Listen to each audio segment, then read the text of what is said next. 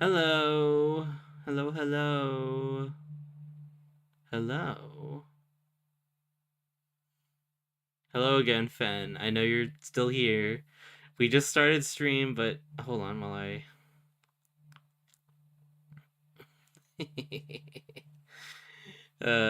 hold on while I set up the phoenixing of these rights. I'm just gonna make sure that it was into chief objection to like phoenix by rights. Okay. Yep. Okay, we're good.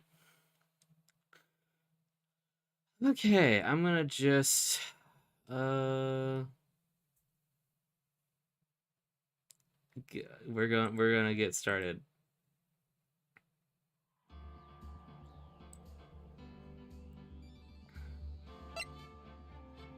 Does everyone hear that? Where were we?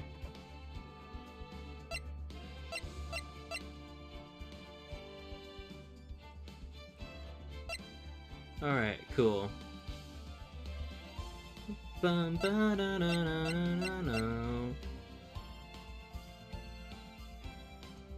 We're on episode 5, I think.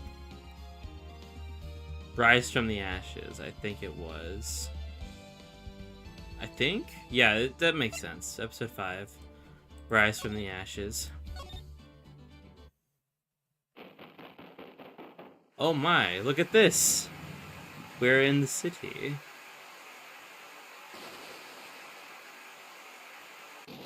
Oh? It's an animated person with a knife! Oh no. 2 animated people with knives. Whoa, my god.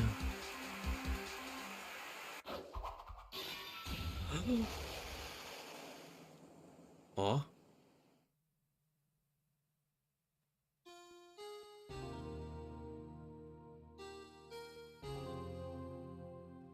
Oh my.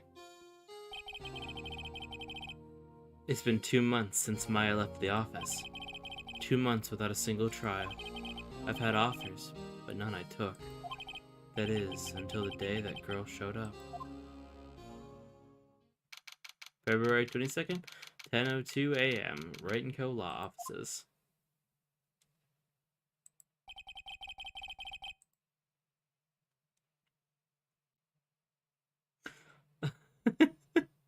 Oh, you put it up. Thanks, Fen. Oh, there's a fucking bot. Hold on. Hold on.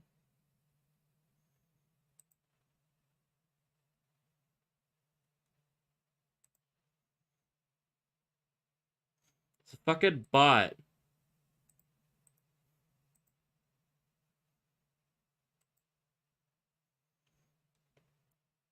Could somebody who's an admin get rid of that bot for me, please? I don't have the time. Thank you.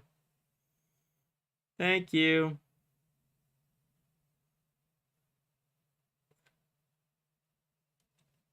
Thanks, Ben. Alright, anyway. Filthy stinking bot. Why do I come here to this office every day? It's not like I want to work. There you are, finally! Where have you been? My sister's trial is tomorrow. Who are you? It doesn't matter who I am. It only matters who you are. The famous defense attorney, Maya Fey.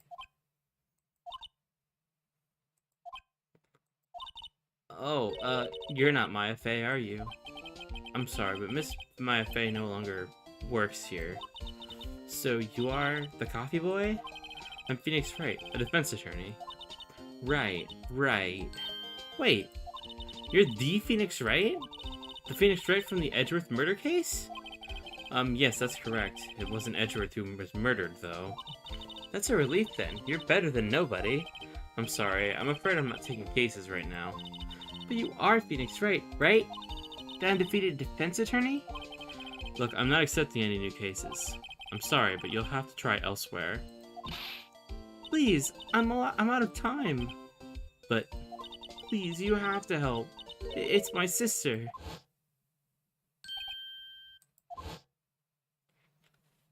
Boy made himself famous just like that. Maya? Could it be? Okay, I'll hear you out. Really? Thank you so much. My name's Emma Sky. I'm a scientific investigator. Scientific investigator? Alright, let's talk. It's been a while since I did this. What's up? Emma, was it? So you're a scientific investigator? Yes, that's right. Is something wrong? No, it's just you seem kind of jumpy, or maybe just young. Young? I'll be 16 years old this year. Oh, I see. Wait, only 16? I'll... Hold on. Sorry. That's bad mouth noises, sorry. I'm set to be formally assigned to forensics in 3 or more years. My work is becoming quite well known, at my age no less. So what exactly is your current position then? Well, legally speaking, I guess you'd call me an 11th grader. But I'm ready to do my job at my age, no less. Great, another future professional in training. The case. So what's this case about? A case? You said the trial's tomorrow? My sister didn't do it. She wouldn't stab someone with a knife. She wouldn't. So it's a murder case. I don't care if there's a witness who saw her do it. She didn't do it. She didn't do it. I know she didn't do it. It's a scientific fact. And there's a witness. Just talk to her. You have to talk to her. Right, I suppose I will. I promised her I'd bring Maya Fey, but that's interesting. How would she know Maya? Scientific investigator. So you want to be a scientific investigator when you grow up then? Excuse me? I'm not a child. I'll have you know. Still, it's a good have a goal, albeit a very unusual one. I believe investigations should be done scientifically. Don't you? Yeah. Sure can't fault her for a lack of enthusiasm. If this case is handled scientifically, I'm sure my sister's name will be cleared. Your sister? I've been doing research, you know. I'm developing a new scientific method of case investigation. I'll show you when I'm done. I'm looking forward to it. Guess I should get down to the detention center and talk to her sister. Relation to Mia. My sister asked for Mia specifically. This is Mia Fey person. Was a few years below her in school. So they went to the same school, huh? She always told me to go to Mia if I ever needed a defense attorney. And well, I need one. Incidentally, Mia is a woman. Now that you mention it, I guess it is more of a woman's name than a man's. Well, it's nice of you to help your sister out like this. You must be close. Well... Oh, Mia's dead.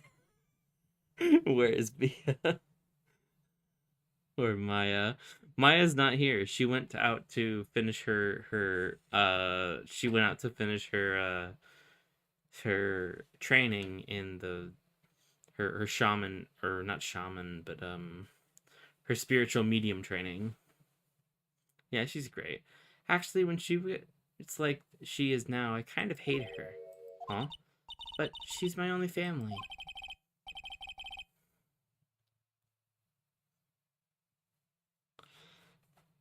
Your only family? What about your parents?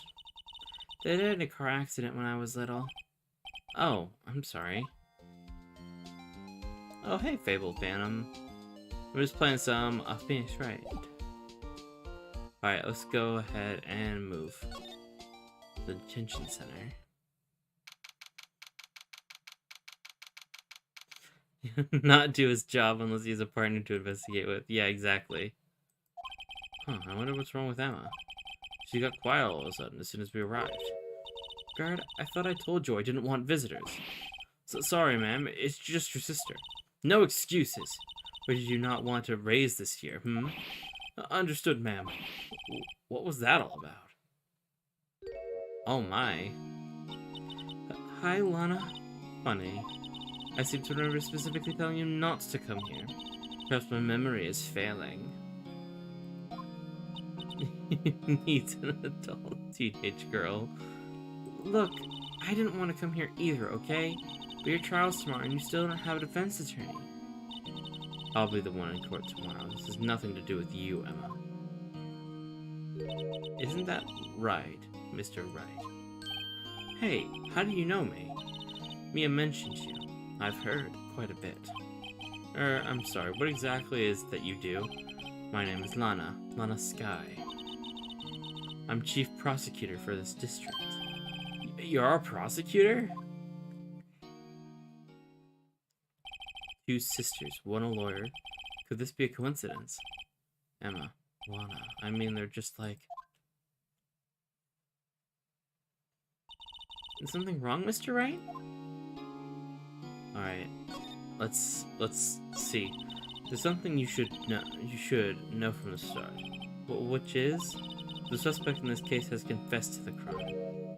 Huh? Wait, but the suspect is me. I did it. Well, Mr. Wright? Well, why don't you begin by telling me exactly what happened? The crime took place yesterday, February 21st at 5:15 p.m. That's quite specific. It was in the witness's deposition. The witness clearly saw me committing the crime. That was a bit of bad luck, wasn't it? The crime took place in the underground parking lot at the prosecutor's office. The body was found in the trunk of my subordinate's car. The prosecutor's office, huh? In your subordinate's car trunk? Classy. I was arrested on the spot, caught red-handed, as it were.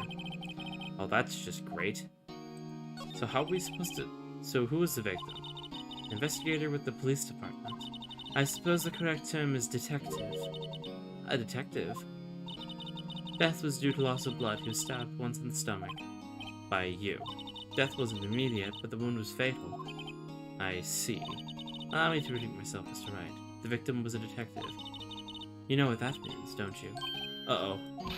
What, Mr. Wright? What does it mean? Well, it means the police department will consider it a matter of pride to have found me guilty. If there is any means at their disposal to do so. This case gets worse and worse, but with everything I learn. So you're the chief prosecutor.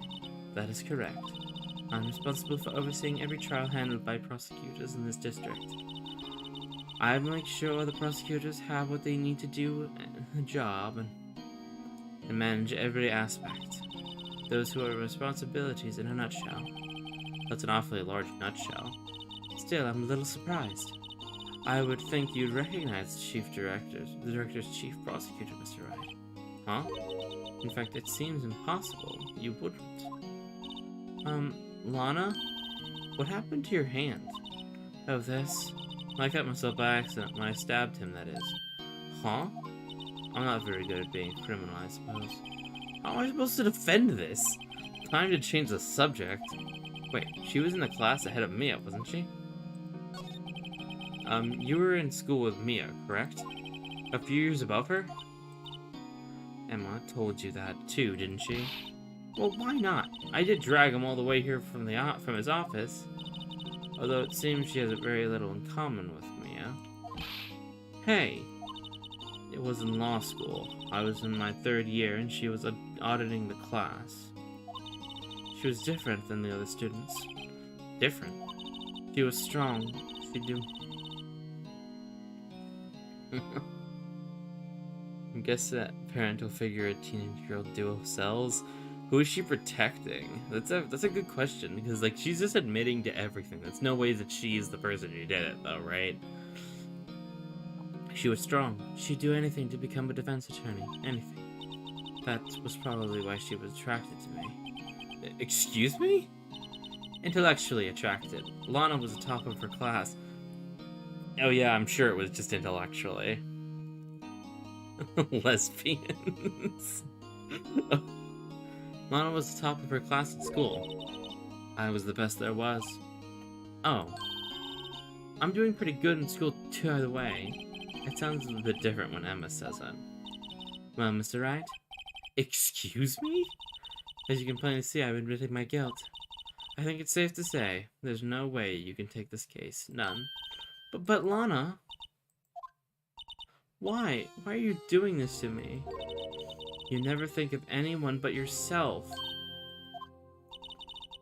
I know you didn't do it, Lana, I know. So, How can you say you did? If I lose you, I'll be all alone. I hate you, Lana. Damn. Mr. Wright? Yes? I believe our discussion here is ended. The rest, I leave to you. You mean you're requesting my services as your defense? Don't lose any sleep over it. Your client has confessed after all. The case is over. Right, I'll do what I can to get to the bottom of this. Lana's confessed to the crime, yes, but something doesn't fit. It's that look in Emma's eyes. There's something else going on here, and I'm going to find out what. I'm sorry, Mr. Wright. Huh? What about? My sister, she's not always like that, you know? I just never expected to be defending another prosecutor again. She's changed a lot. She used to be so gentle, always smiling. Everybody liked her. I see. Sorry, but I'm having trouble imagining that. What happened to her? I don't know for certain myself. I think maybe she... Well, maybe not. Sounds like there's something there that defies a simple scientific explanation. Let's go check out this underground parking lot of the prosecutor's office, shall we? Okay. Gotta have a... Hold on. Can I talk to her about anything else? No. It's an underground parking lot. Are we gonna see Gumshoe? So this is the lot where it all happened? Looks like they're still investigating. Funny that my first visit to the prosecutor's office should be like this. Hey everyone, keep up the good work! Hey, what are you thinking? Well, they are going to be my coworkers 3 years from now, after all. No harm in saying hello.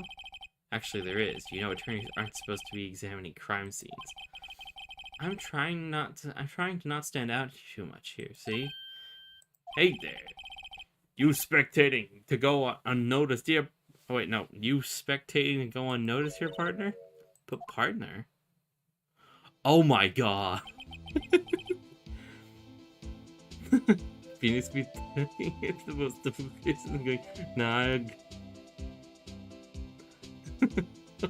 Partner. What do we have here? Looks like a bambling. Bleh.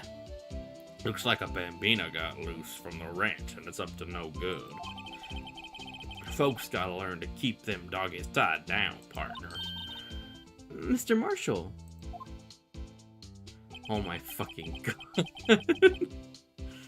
Marshall looks more like a sheriff to me. Looky here, Bambina. I know how you feel, but this is my gang called Strike, see? Strike? This is our claim, our territory, with a mother load of evidence. If you're fixing to mess with ours, you'll regret it, partner. You know what dreams the cacti out in the desert dream? You want to? What's this guy talking about? He's got a flask! You head along home now. Happy trails, Bambina. Was that a hombre a friend of yours? Kinda, sort of. Yeah, he's a detective. Who thinks he's a sheriff from the Wild West, it seems. What's his name? Very good question. Hold on, let me look around. Look, a door. That must mean something. I'm not sure the doors mean anything. No, it won't open. A mysterious lock. I fail to see what's mysterious about it. Mr. Wright, you need to learn to enjoy life more. Let's finish our investigation first, shall we? Aha! A ladder. That's a stepladder. What's the difference? It's scientific terms, please. It's scientific, huh? Look at the basic nature of things, Mr. Wright. This all seems horribly familiar somehow. What's this? What's this? A wallet? Excuse me, officer. Wait! What are you doing, Mr. Wright? What am I doing? I just found a wallet, so I'm handing it over to the police. I don't believe it. This is a real basic. Anything at a crime scene is evidence. Let's be scientific about this, please.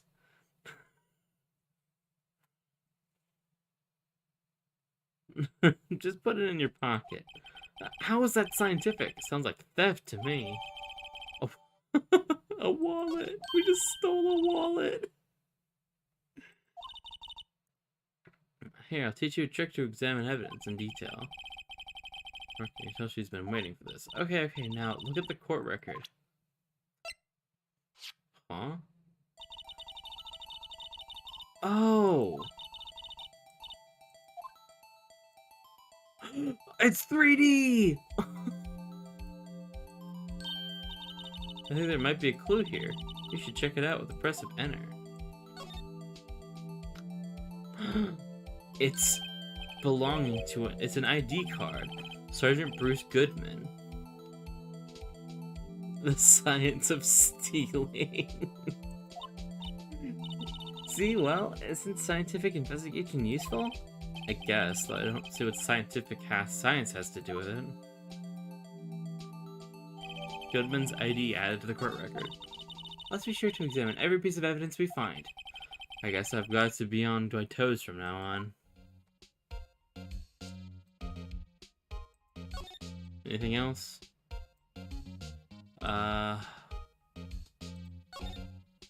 This is where the cars leave the lot. The arrow on the ground makes it look more like an entrance. What are you talking about? It's plainly an exit. Well, maybe it's both. Kind of a dual purpose? Aha! The theory of relativity. What? I've got to write this down. Hey, Mr. Wright. Maybe, you know, was Mr. Relativity German, or was he British? Mr. Relativity, are you sure that was his name? Hold on, is there anything I haven't checked yet? The phone. Here, a phone. Let's see if it works. Hey, don't touch stuff we don't need to be touching. I can't hear anything. My ears. No, my ears. Maybe it's due to barometric pressure. What's she babbling about? Hey, what did you just say? See, I can hear just fine. The phone's broken. Barrels. An oil drum. Looks like it's filled with water. It's heavy. I can't even budge. The drum over here is on its side. Wait, I know. I'll hide in here and do a stakeout. I think you'll probably just get arrested. In fact, you may not even be able to have to hide in the drum to get arrested. What? I'm not suspicious. Alright, what's this? This wall is our way. This wall is in our way. We got a faucet for water. Wait, I know. The wall is merely a facade hiding the truth. This is no wall, but a water tank. I fail to see how it makes any difference either way. Alright, anything else? No, we're good. Oh, it says... Look, a stylish glass-walled room. Very nice. You can see the whole parking lot from in there. It says security. Perhaps it's a cafe? Aw. Cafe security. Yeah, that must be it. Let's check it out later. Hate to break it to you, but I think that's probably just a security guard office. You know, I scored a 97 on my science test the other day. Too bad they don't have a test for common sense. Jesus. Slide. Oh, boy. Well, no time to waste. Let's go hunting for clues. I wonder what this is. Well, partner, looks like you got no intention of going home quietly. The sheriff. Like I said before, this here's our client. You best be moseying along, unless you're fixing to bite the bullet. God, scary. Could you just tell us one thing? Who owns that car? Well, the little filly's got a good nose on her. Killing the 16-year-old nice Phoenix. You want to know who rides that red Mustang with a body in her saddle, eh? Please. No problem, partner. About time for victuals anyway. Get yourself to the saloon on the 12th floor of the prospector's office. Might just find you a cerveza like you like. Prospector's office? Where does this guy think where he is? And when, for that matter. Note to self, look up Vittles Saloon Cerveza. Maybe we should check room 1202 at the High Prosecutor's office. In any case, stay away from the car. You can look around here all you like, just keep your paws off our claim. Yeah, right. Great. Maybe there's some clues around here. Let's check it out. Excuse me. Were you two all set? Us? Oh my god.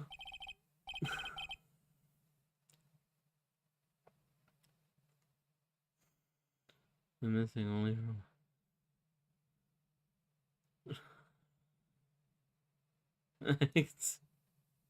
Like that. Mummy, sorry. You're selling lunches? Here? This is a crime scene. Hello, half and half, was it? Oh, thanks. And you, sir? Yes? Some crunchy goodness coming at you. Thanks. Interesting way of doing business. This area is off limits to anyone without clearance, especially passers-by. Or are you officers? No, but you don't exactly look like a type to have clearance. Well, that's hardly a way to greet someone. Even if my days as the cough-up queen are over. The cough-up queen, huh? You know, I'm feeling kind of full. Maybe I'll pass on lunch. I'm quite connected to this case, you see. The images are burned into my eyes, you might say. Yes, all the sordid secrets. Secrets? Dear me, you are a slow one, aren't you? She's the witness.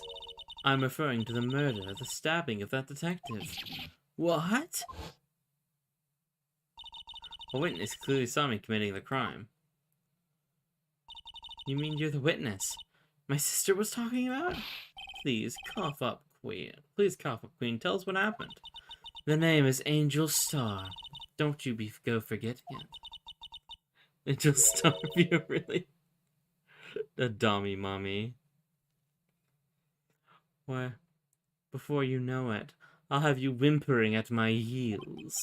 Yes, ma'am. Yeah, she means it. Alright, let's talk. The case. Somehow I knew. Yesterday was a day of destiny. I knew something was going to happen. Just like I knew that daily special on Friday every week is salmon. Destiny? That was yesterday? Special for some reason? You're a defense attorney, right? You should know that. You should know the foul misdeeds of the evil ones who haunt this den of iniquity. Evil ones? Prosecutors. They have no qualms about blackening the names of innocents. And yesterday, they paid homage to the most evil one of all. They gave an award for King of Prospectors. What a prosecutors. What a farce. So she's saying there was some sort of convention? Prosecutors convention yesterday? She is based, to be honest. Some sort of prosecutor convention yesterday. I was almost compelled to lace the lunches with something foul. Do you have any personal grievance against prosecutors or something? Or is there some kind of scientific evidence that there's some evil? Young miss, mock me at your own risk. You'll soon find out why they call me the cough-up queen. Ew! The most heinous of all the evil ones, the one they warded yesterday. It was in his car, and they found the body. Proof that he devours the evilest lunches of all. But really? Really what? I'm totally confused. One thing's clear, this lunch lady has a thing against prosecutors. Lawyers are the worst. Yeah, pretty much. So what exactly was it you witnessed, Miss Starr? It was a fascinating spectacle, to be sure. I now feel I know what they would say when they talk about a woman's wrath. To see Lana Skye wield that knife, so her knife flashed in anger, bringing him to a sad end. It was truly a sight to see. You mean you saw the very moment of the crime? The sound of his silvery ties to the world being cruelly cut still rings in my ears, and the rhythmic beat of Lana Skye's knife. Wait a second, you know Lana Skye? Of course, it's quite a feat, becoming chief prosecutor. How many lunchboxes of sin did she pack to make that journey, I wonder? She always travels light. Now, why would this pretty lunch lady know the chief prosecutor's name? Could we ask you a bit about yourself, Miss Star? I come here every day to sell lunches. I import only the freshest and best from the Far East. For some reason, the box lunches are a hit here. Why not make lunches here rather than import them? Did you say something? No. Only true connoisseurs can understand. The kind you can only tell someone who's tried General Tso's trilobite lunch set. Never mind, you win. I don't even want to appreciate part of the trilobite's flavor. Anyway, I come here every day to sell lunches. My boyfriend works in the security room here at the prosecutor's office. Your boyfriend? See, the security room... She's so suspicious, to be honest. Yeah, a little bit. See the security room over there? The glass-walled booth? I sell my lunches, and since I'm here anyway, I drop in to see him. Since you're here anyway, I guess selling lunches is more important than romance. She hates prosecutors. I feel like she's lying about what she saw. Yeah, probably. So, to scientifically analyze the data available so far, you, Miss Star, are a lunch vendor with an ulterior motive for coming here. Useful analysis. Not. Prosecutor's office. Do you have any bad experience with the prosecutor, Miss Star? I sense some hostility. Hostility? Huh. Perhaps. Prosecutors are all alike, and the bigger they get, the worse they smell. They're like 10-day-old clams in the chowder. I wonder if Miss Star was involved in some sort of legal trouble in the past. That'd be a sure cause of food poison, scientifically speaking, of course. I mean, now you're talking, Cough Up Queen. I thought she was just a lunch vendor, but now I'm not so sure. Hold on. I'm gonna examine. Can I go? No, I can't. Okay. Show her the ID? Hold on. Let me see.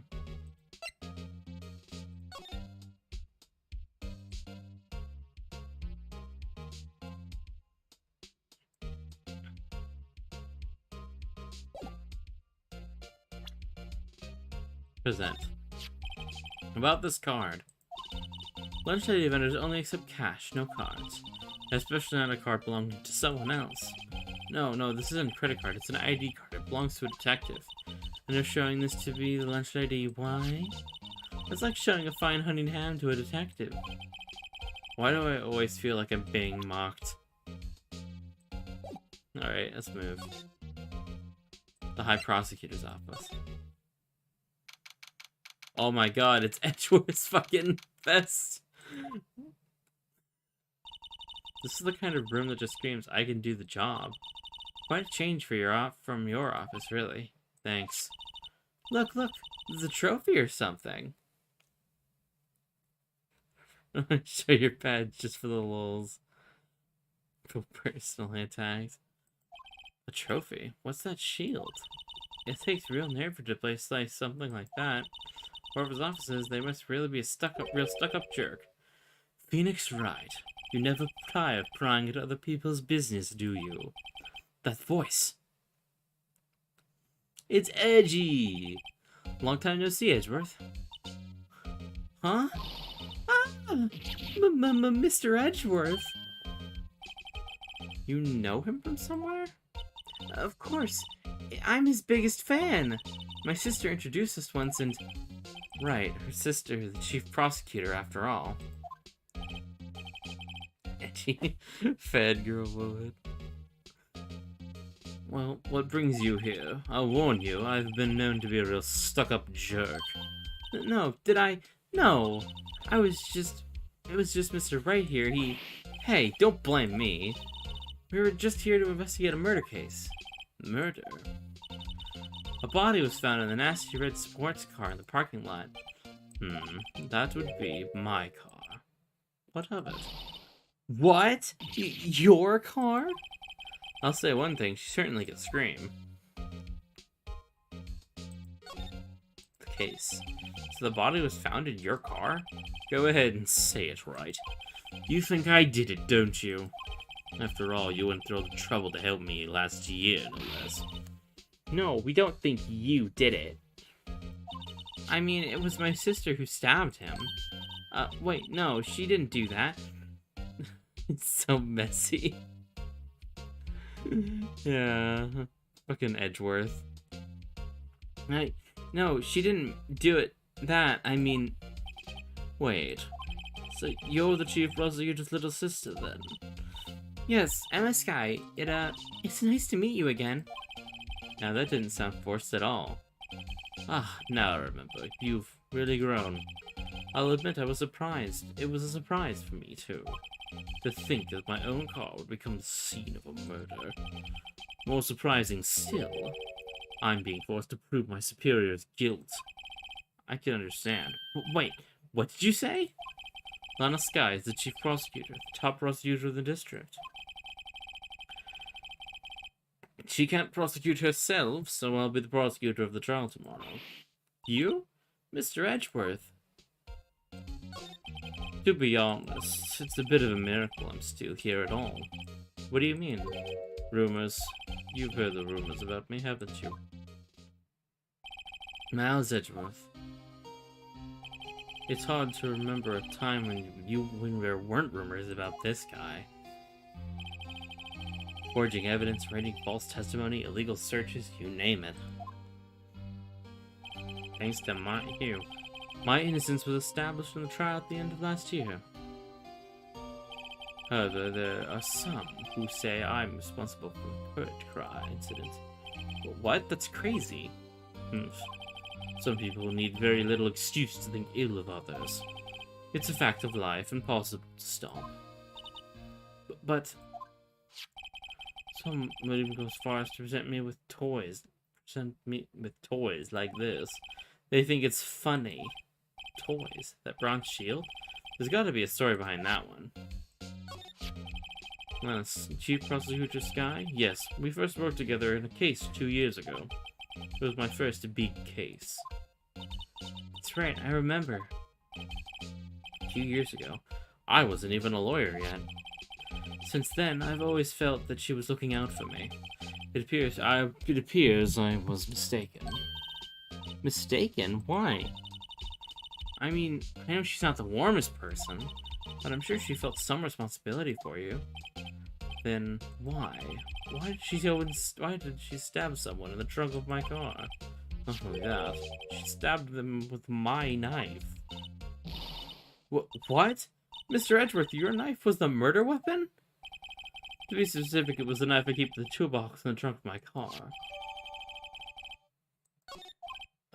Edgeworth. What? Are you sure you didn't do it? Come on, he can't take a joke. You have a strange sense of humor, Mr. Wright. Alright, let's examine this this room. Quite tidy as one would expect. What a nice desk. Easy to use and easy on the eyes. It's polished as well. I can see my own reflection. Strange. Why did I just picture Detective Gumshoe? Maybe I'll take that name plaque as a souvenir. Don't. He'll sue you. I've been wondering, what the heck is this? It has a big K on it. Of prosecutor. What was that? It's the King of Prosecutors trophy. King of Prosecutors?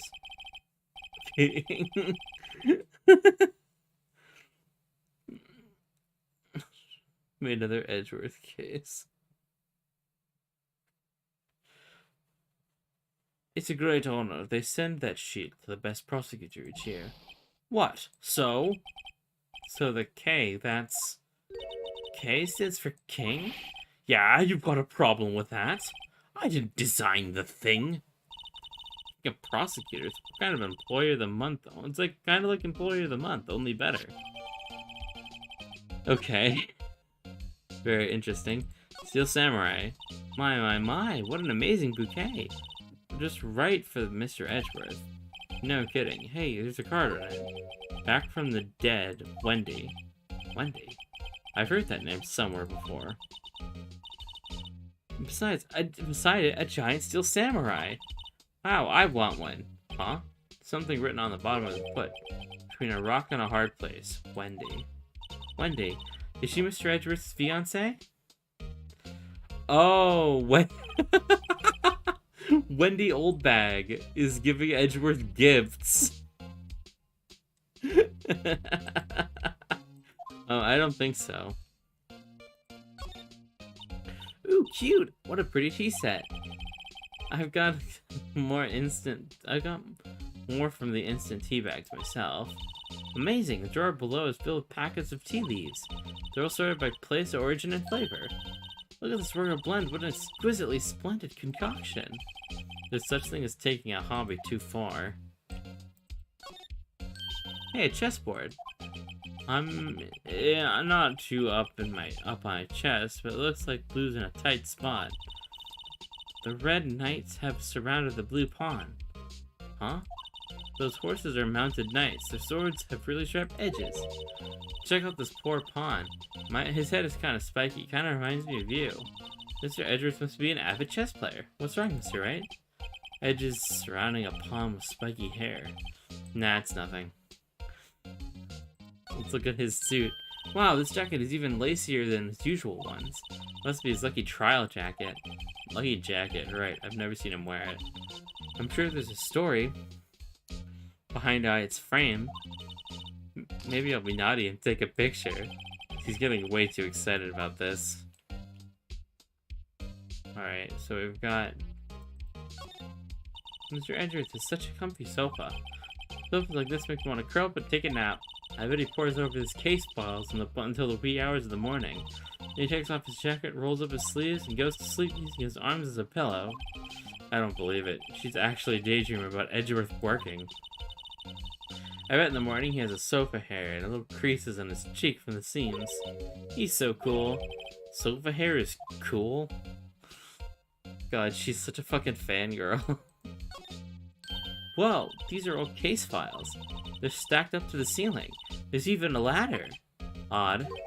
I thought Edgeworth wasn't good with heights. He must have someone get them for him. Strange. Why did I just picture Detective Gumshoe? You must study these cases reports so closely. He's so cool. You wouldn't say that if you saw him sweating bullets up on that ladder. Alright, anything else? I think we've got everything here. Yeah, we've got everything. Okay. Alright. Underground parking lot.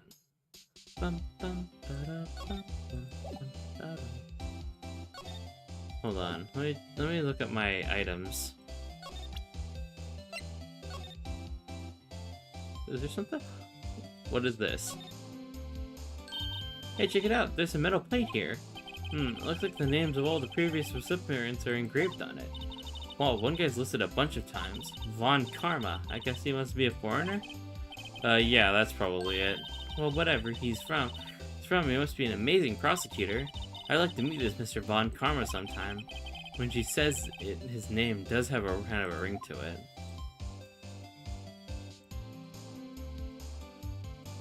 Anything else? No. I stole the trophy, yeah.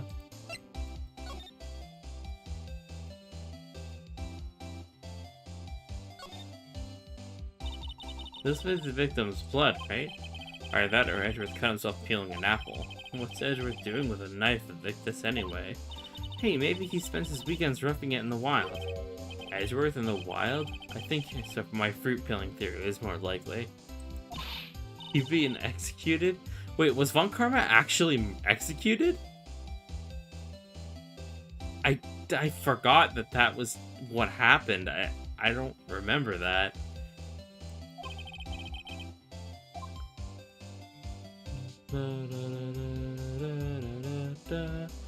Alright, so we've examined the knife.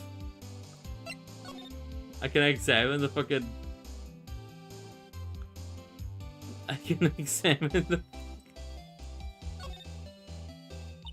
So this is what the back of the badge looks like. I always thought it had a safety pin. Each badge has a number carved into it. That way you can tell which attorney it belongs to. And you couldn't lend your badge to anyone?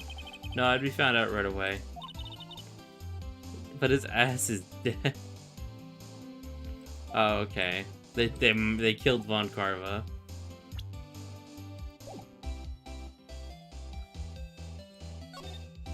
Alright.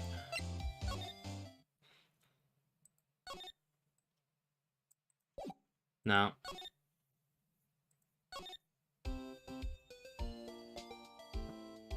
Hold on. Am I missing something?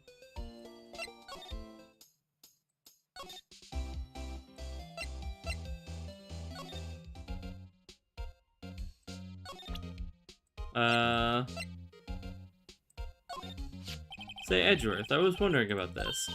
Mr. Wright! Huh? What? Are you sure you should be showing that to Mr. Edgeworth? Oh, he'll take it for sure, won't he? I wish I could be on the same side as Mr. Edgeworth, but then my sister would be found guilty. If she just has him deeper, I'm gonna start getting depressed. Alright.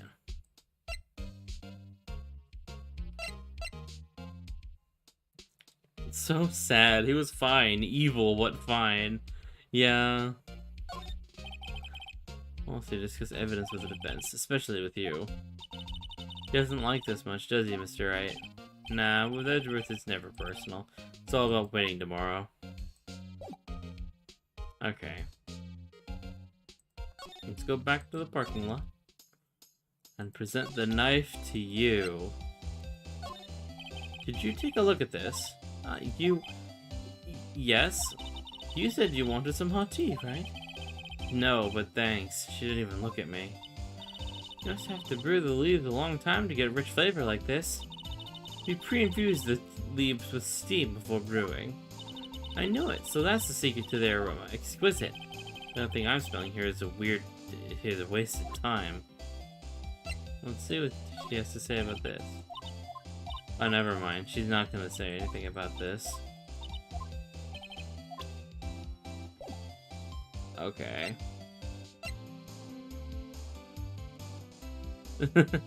You like silver foxes or something, Fen? The guy had the most crabby personality, to be honest. I'm a dilf and filth enjoyer indeed. Fen. Hold on, I'm gonna present the... So basically, this says you were the best of the best last year, huh? You can take that foolish grin elsewhere, right? I lost a day of work to receive that travesty. Huh. Why is that? I had to go back to the police department to receive the broken shield. The police department? Yes, right next to the police station downtown. You've been there, haven't you? Where Detective Gumshoe works? Yeah. I was wondering something about your shield. Why is it broken? Why does it matter? I have more important things to worry about. Oh, right. The dude was 60? He was... Okay, that shouldn't surprise me. Very busy day for the prosecutor's office. Maybe we should ask him more about yesterday. The day of the crime. Could you tell me more about yesterday? The day of the murder? Yesterday was the annual cleaning day at the prosecutor's office. Cleaning day? Working with the police department, we sort and file all evidence for solved cases. We call it evidence transferal. Wiping your hands of old cases, in other words. Oh, and the other thing. The ceremony was held at the police department. There's an annual review and awards for outstanding police officers and prosecutors. And that's when you got the shield? I was at the police department. Hi, baby! My cat's here. Hi, baby! Anyway, I was at the police department yesterday afternoon. I got back at 5:12. That's very precise. People like myself and Edward pride ourselves on our precision, Mr. Wright. I place little faith in my memory. The only thing I trust is solid evidence. Parking stub added to the court record. Okay. This is the parking stub from the underground lot. The murder took place around 5:15. So then the murder happened right after you got back. What, right? I'd appreciate if you direct the suspicious glare elsewhere. What the fuck is this guy? Excuse me, but, oh, hold on. I gotta pick a good voice for this guy.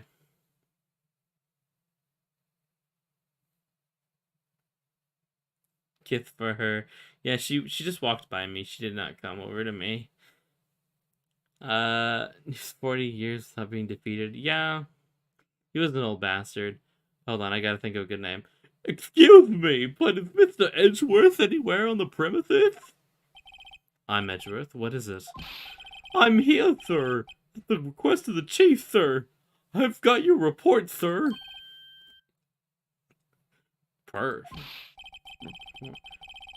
What? Did you find new evidence in the case against Chief Prosecutor Sky?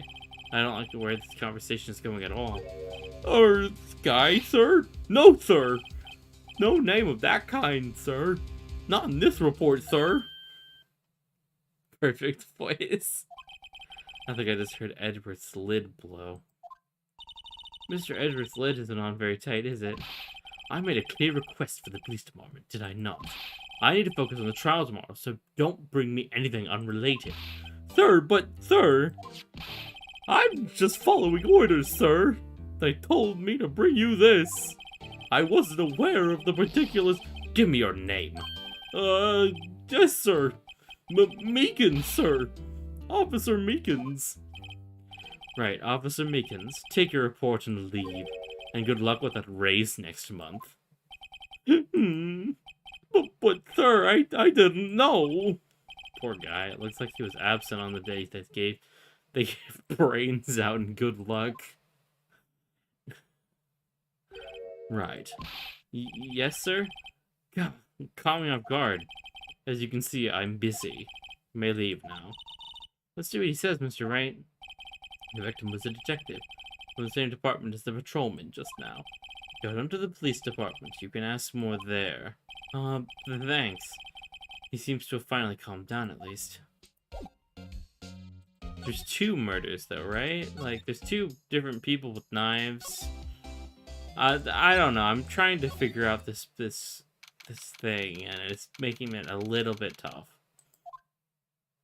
Hold on. This man looks familiar.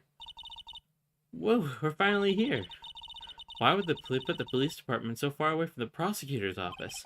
Beats me. That took almost 30 minutes by taxi, and traffic wasn't even that bad. The police department, huh? I've only been to criminal affairs next door.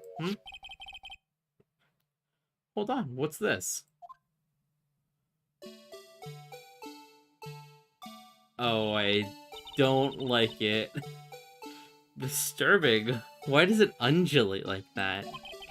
Oh wait, I know. This is the Blue Badger. They're trying to make him the police mascot. Wow, Mr. Wright, you sure know a lot about the police. So, Bill, doesn't he seem familiar somehow? Oh, okay. I'm probably gonna be streaming when you get back, so don't worry, Finn. Forget the Blue Badger. Who's it next to him? Someone appears to be dancing with the Blue Badger. Uh-oh, he noticed me. He sure is running over here fast. Hey, pal! What are you doing here? That's my line, Detective Gumshoe. Specifically, why were you dancing over there? What? Well, at least he doesn't seem to be busy. This is our chance to get information.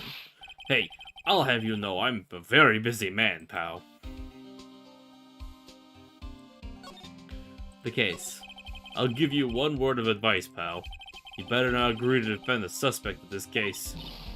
Why not? Huh? Well, it's just that the chief prosecutor has confessed to the crime. She says she summoned the detective to the prosecutor's office and she killed him. What if she's not telling the truth? Yes, well, no. Come on, pal. There's plenty of evidence against her. But what if the evidence was faked? Hey, pal. Can I speak to you for a second? Huh? Me?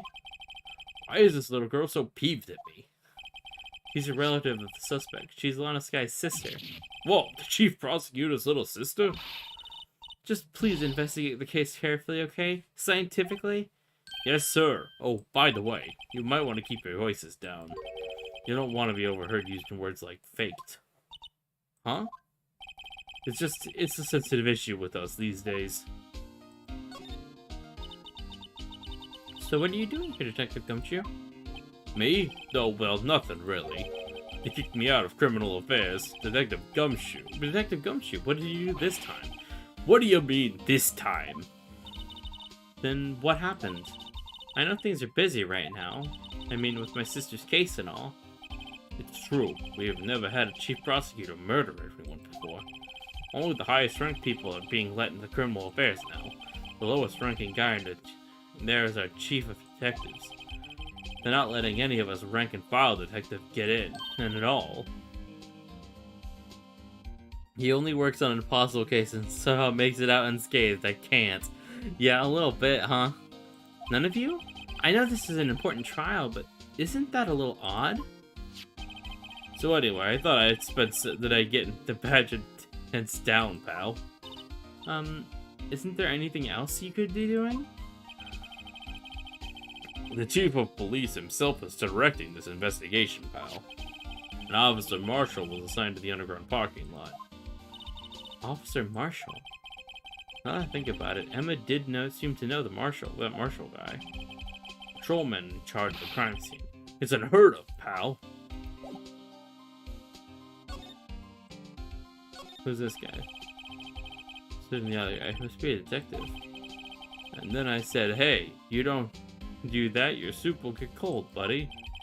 That's hilarious, sir. I laughed so hard I cried. I guess he wasn't saluting, he was wiping the tears from his eyes. They make a good pair.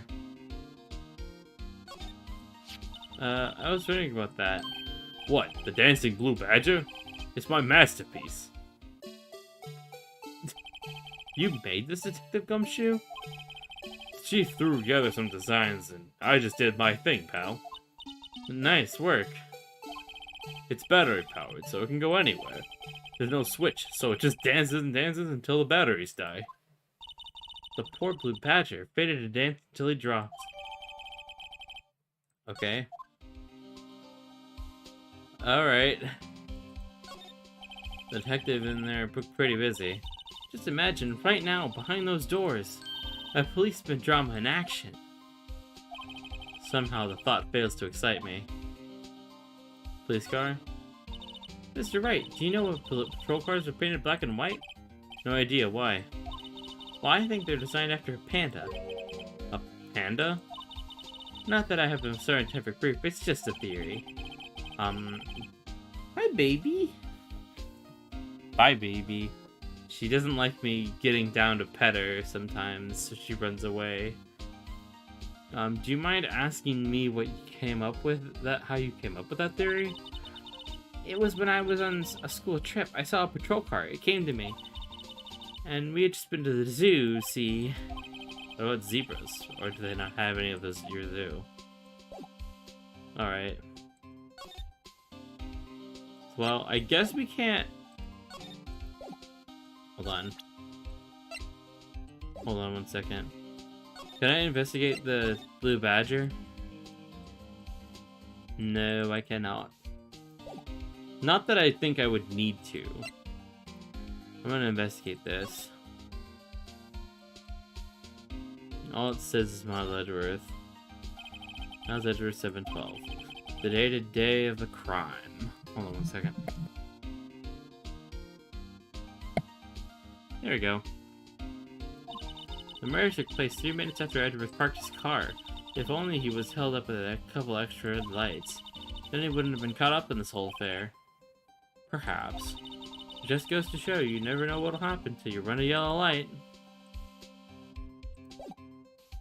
Okay, 1 second. Let me present. What happens if I present the badger to him? As a detective, I have to keep my mouth shut on that one. I know better than to go blabbing about things I don't know about. No, I wouldn't want you to do that either. Good. Did I just present... Found in Mr. Edgeworth's car, stabbed with Mr. Edgeworth's knife, huh?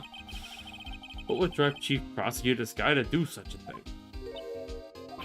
Well, wait, I mean, sure, of course, someone else really did it. Someone must have a grudge against Mr. Edgeworth. The car and the knife do seem a little too well organized to be a coincidence. Poor Mr. Edgeworth. What could have happened?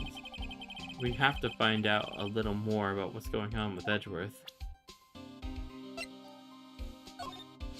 Hey, that's it!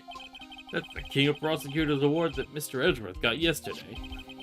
Were you at the awards ceremony, Detective Gumshoe? Of course, pal. I got an award for diligence myself. Ah, congratulations.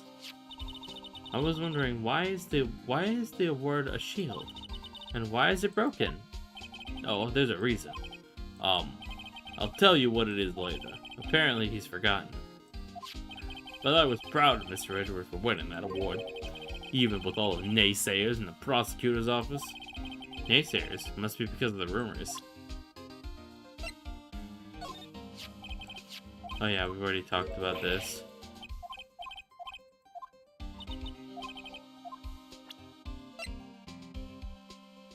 Present. Hey, Gumshoe, what can you tell me about this? Huh? Hey, pal, this is a detective's ID card. You can't just keep that. I have to turn it into the police. It's people like you that get me in so much trouble all the time. Me and Detective Gumshoe must drop his card a lot. Let's see. Bruce Goodman. Goodman. Sounds familiar. Nah, my mistake. But didn't you work together with him and Colonel... Whoa, now I remember. Bruce Goodman. He's the victim. That's what I thought. Can you tell us more, Detective Gumshoe? Bruce Goodman's. So this card belonged to the victim. He was a detective, like myself. Detective Bruce Goodman. Don't you think that's strange? I mean, why would the victim's ID card be lying on the ground where we found it? Well, Detective Goodman should have been at the police department yesterday. There was an evidence transfer for our case he handled 2 years ago. Evidence transfer? Oh, Mr. Edgeworth mentioned that too. But Detective Goodman was killed at the prosecutor's office. Well, that's the thing. It's hard to say this, but word is that Chief Prosecutor Scott called him out there in the parking lot. And Leonard's confession says much. He's in a tough spot again. Again? Oh yes, of course. Well, it all started with the murder of that defense attorney, Hammond. But Mr. Edgeworth was found innocent. Listen, pal, there have been rumors around about Mr. Edgeworth forging evidence, making deals with witnesses. Nothing outright, but there was always whispered rumors. Ever since he was accused of a murder, no one's whispering, they're practically shouting. But there's no evidence against him. Hold on 1 second. What with a stampede? Hold on, there we go. Well, Mr. Edgeworth always had unusually strong ties to the department higher-ups. It's only natural that people would be suspicious. I had no idea he was under the gun. Anyway, his latest case has always started a new rumor.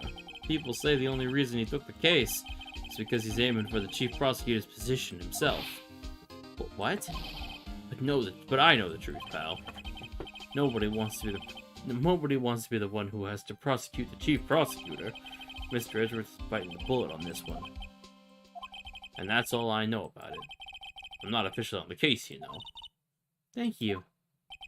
Why aren't you handling the case, Detective Gumshoe? I met the guy who is. What was his name? The guy in the parking lot? That'd be Officer Marshall. He was appointed directly by the chief of police. Officer Marshall? Is he some kind of Wild West sheriff or something? No, Jake Marshall's just a regular officer.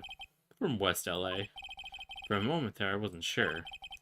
Look, pal, let me try to make it a little easier for you. Show them this, and they'll let you examine the crime scene, maybe. Alright.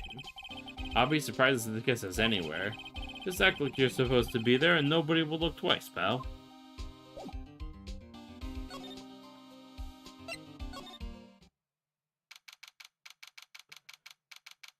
February 22nd, prosecutor's office underground parking lot. Looks like the investigation's still going on.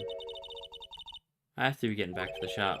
Sorry, it looks like I'll be stuck in this pit till the sun sleeps. See you in my dreams tonight then, baby. Oh, I'm still here. Ah, hello. Why the surprised looks? Didn't I mention? I've got a boyfriend in criminal affairs too. What happened to the security guard? Hey, what's wrong, Bambina? You looking like a dog that's just lost its herd. Jake Marshall. Strange guy put in charge of a crime scene.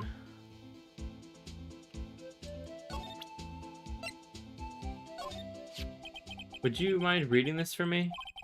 What's this? I warn you, the banned letters to me go right in the spittoon. It's a letter of introduction from Detective Gumshoe. May we investigate? Gumshoe? That old cow dog? He holding a birthday party or something? Huh? Look where it should say in of introduction. It says invitation. Ah, I think you just miswrote it. Wait, why am I getting all defensive here? No worries, this proves it's from Detective Gumshoe better than a blood test. Actually, that's just how Americans act in this universe. Yeah. Guess I better let you in, then. Hold on. But thank you, Officer Marshall. Oh, that's right, he's a patrolman, not a detective. Which reminds me. Hey, wait a second. Isn't a crime scene supposed to be handled by a detective or higher? Well, folks, the clues are calling. Welcome to our gold strike. Feel like the settlers strike out for the lands unknown. Manifest destiny. Have a hootenanny. He's just saying American things. Not to self police investigations or like settling lands. Well, Mr. Wright, what do you say?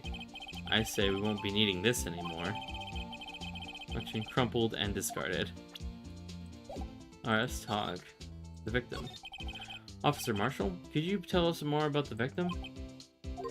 Good men always die young. Remember that, partner. Could you be a little more specific?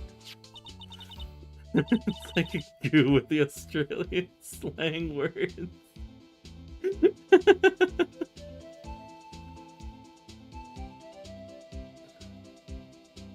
Bruce Goodman. He was a detective, right? Well, aren't you a feisty dogger there now? Detective Goodman was stabbed here at 5:15.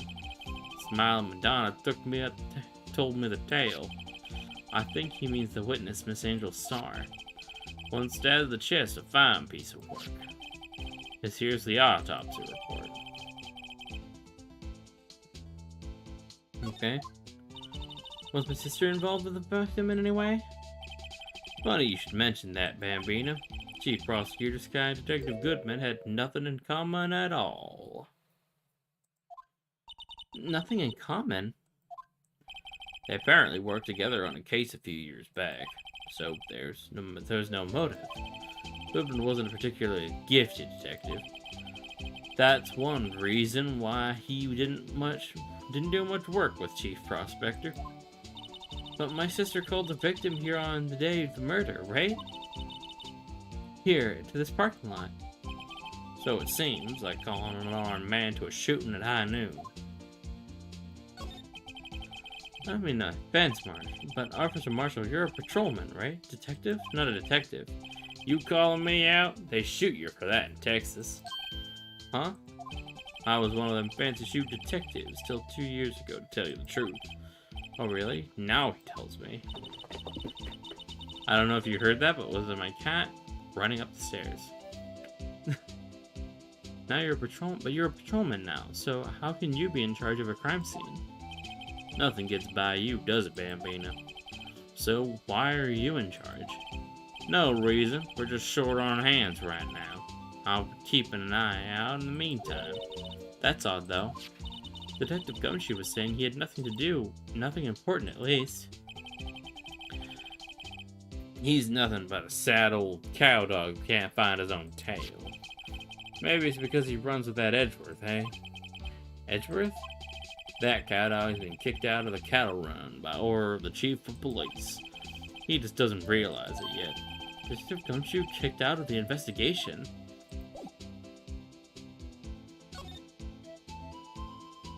Slide. What's this? This looks like a cell phone. Check her little stampies. Yeah, she's just running around right now. She's got the zoomies. Scientific analysis would suggest it belonged to the victim. I can't think of anyone else who it could belong to. Why so scientific about that? Should we check it out? Right, let's check it out.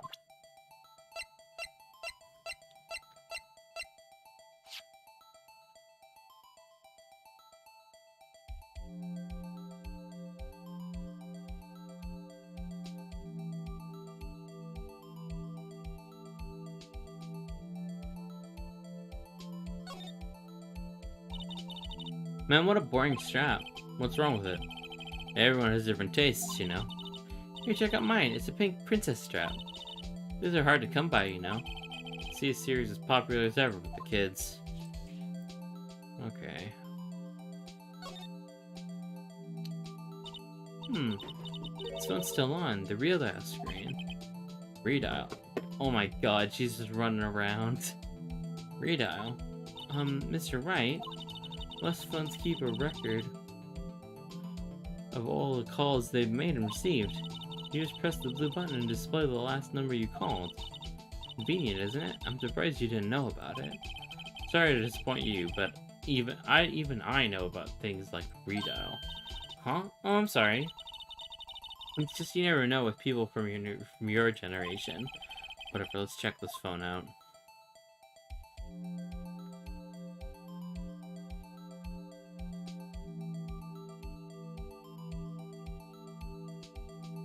Hold on, let me just... Now to see who the owner of this phone call last. Knows himself. Defense attorney doesn't think first, he just pushes the button.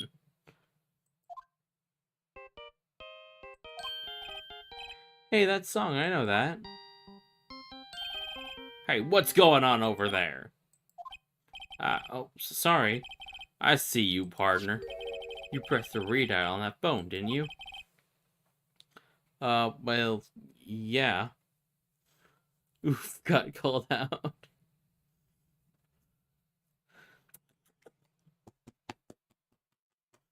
Come on over here. Come on. She's just not coming over here. I don't know what her deal is. Well, yeah. It was the Steel Samurai theme. Whose phone is that anyway? It was on the ground over there. Whose is it? That belongs to Chief Prosecutor Sky. What? It's my sister's? She apparently dropped it when she was taken into custody right after the crime.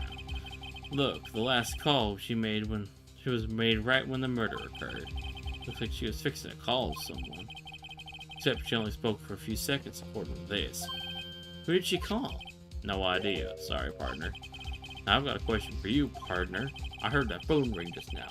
One of those newfangled ringtones. Oh, that? Oh. I'm sorry, that was my phone. What? Your phone? Yeah, it's kind of strange, but someone called me right as we picked up the other phone, and a wrong number. I hope you're not lying. They shoot you for that in Texas, partner. Uh-oh, instead of the Wrath of the Lone Star Patrolman.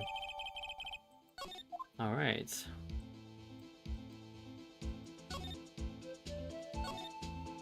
This rope, is it? Yep, they laid it in the outline of the victim's body. Phoenix, come on now. So wait, the victim must have died when the killer closed the trunk on him. You've got to be the only one person I know that would come to that conclusion. There appears to be a car where the body was found. Looks like the lock on the trunk is busted. It was placed in the underground parking lot of the prosecutor's office. The body is found in the trunk of my subordinate's car. Quite a luxury car. It just screams, I have money to burn. What the heck? She's just running up to me, then I look down at her and she runs off. Yeah, prosecutor, get the big bucks. Oh god. B block is through here. That's by the visitors park. I can see the lunchtime cart from over there, far in the distance. Hey, you're right. I like the cute design on the door. I can see a cartoon cow munching on a juicy-looking steak. Doesn't that strike you as a little creepy? Just don't think too deeply about it and you'll be fine.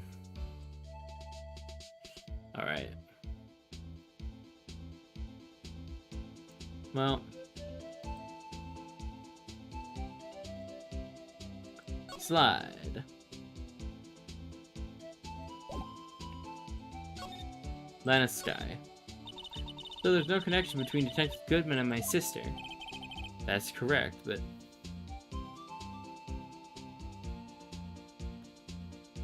She wants you to zoom with her?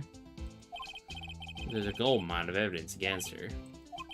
And the prospectors tomorrow is none other than Edward himself. I'm afraid your sister's fate is decided, Bambino. Many condolences. Officer Marshall. Yeah, Bambino? How can you say that? You know, my sister, you were... Is there something between this cop and their sister that you didn't know about?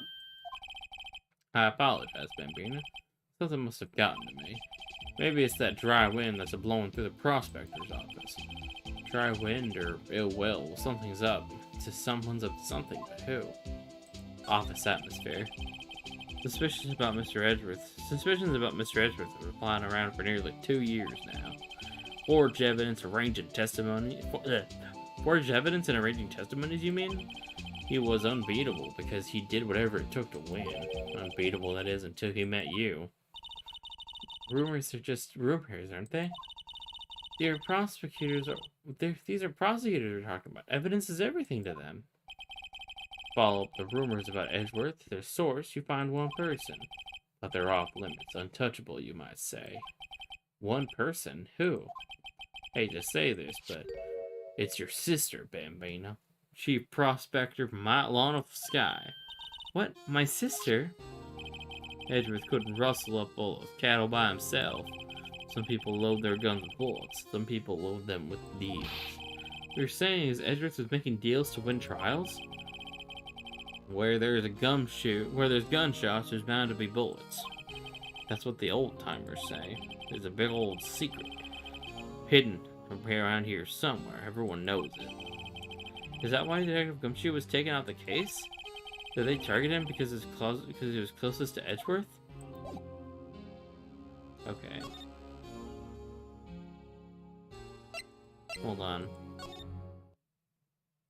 Oh. I guess he's gone.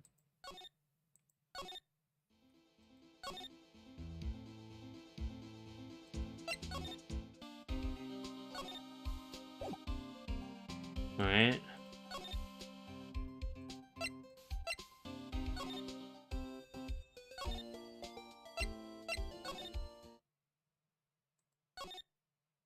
How do I, what's the next thing we gotta do? Hold on. Hold on.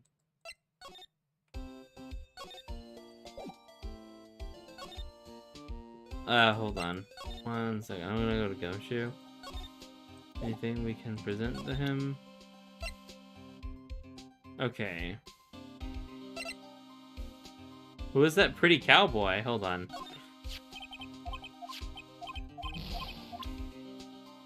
Hold on. I'm just gonna show you Mr. Pretty Boy. Well, yes, this is our friend, cowboy friend.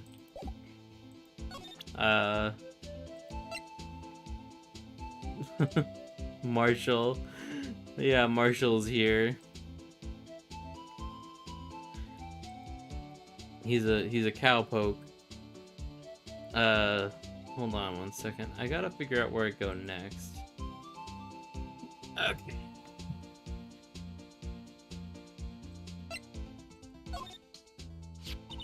My sister's cell phone. The last time it was used was right 5:18, right after Goodman was killed. Maybe she was canceling her date for the night. Why did Lana make that call? Looking respectfully.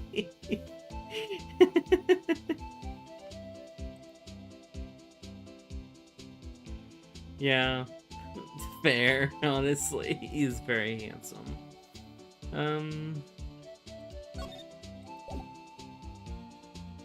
Hold on.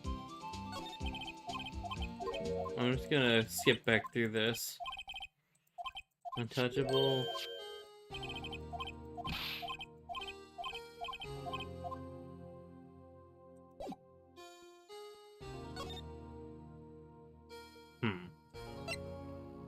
Okay. Where do I need to go next?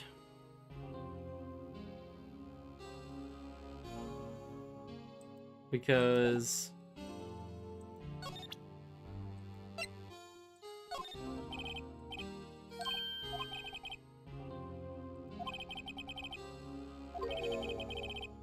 I need to never visit Texas. Okay.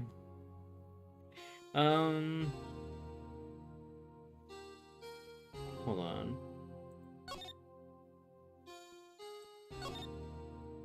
Are we missing anything here? Doesn't look like it.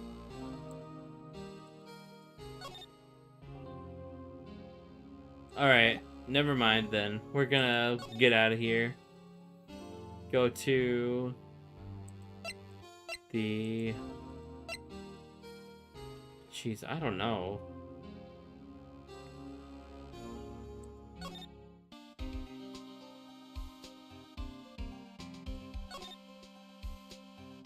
Hold on 1 second.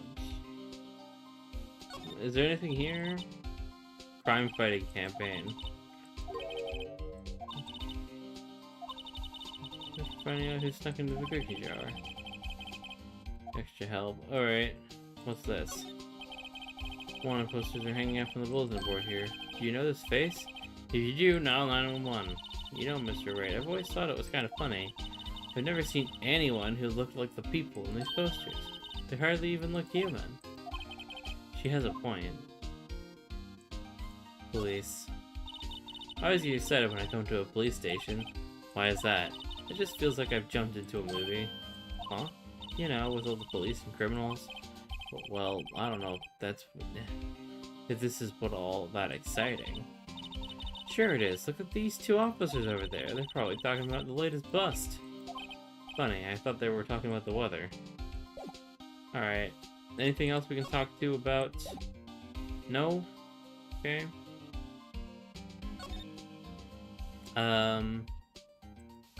Writing code law offices.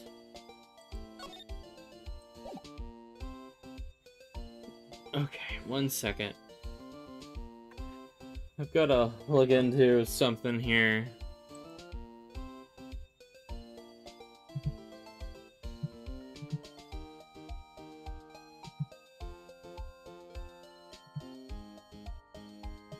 Hold on 1 second.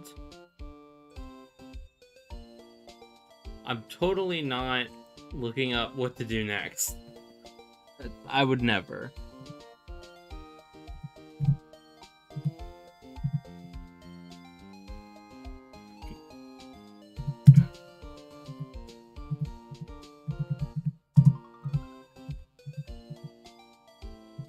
I would never do that.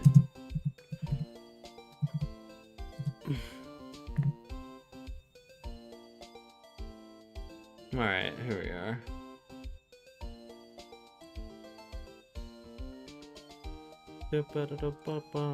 Never not looking it up at all.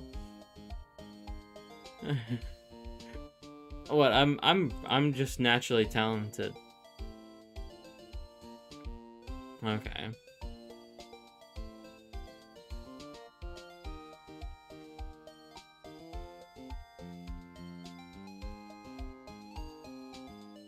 Okay. Oh.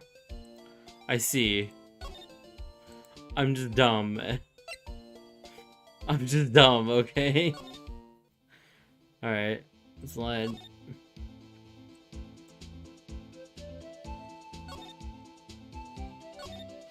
There's a note. What's this? Looks like a note of some sort. How was I supposed to see that? It wasn't even on there. Look, something's written on it. Goodman, 672, 12-2. Let's see, 670S, 67S, 12-2. There's a name printed on the paper above that, Goodman. Maybe it fell out of his pocket when he was killed. Well, so what does it mean, Mr. Wright? How am I supposed to know? Note to self, for deductive reasons, go to Edgeworth, not Wright. I'm sure Edgeworth wouldn't know what it means either.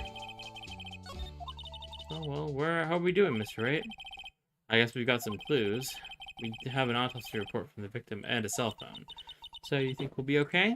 Well, the only thing still bothering me is that Lana's confessing to the crime. Entering your mind palace. Going into the mind palace, not Google. No problem. I can guarantee that she's not the criminal. Oh, by the way, Emma? Yes? I know that song your phone plays when it rings. What? It's the Steel Samurai song, isn't it? That popular TV show for kids. The phone that rang earlier wasn't mine. It was yours. A 518 just after the murder took place. Your sister called you, didn't she, Emma? I'm sorry. Can you tell me what you talked about? She hung up right away. I see. Both science. Exactly. I'm a scientist after all. A detective is a murder. Blech. A detective is murdered, and the suspect is top prosecutor of the district. I've got a bad feeling about this. Like, maybe if I still don't know everything that went on here.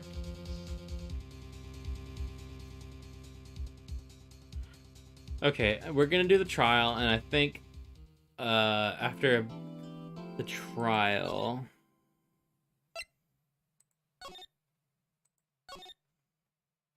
we will be good to go. Hello. Hello, M31XH4. I'm playing Phoenix Wright. How you doing? Misha. Sure, let's go with that.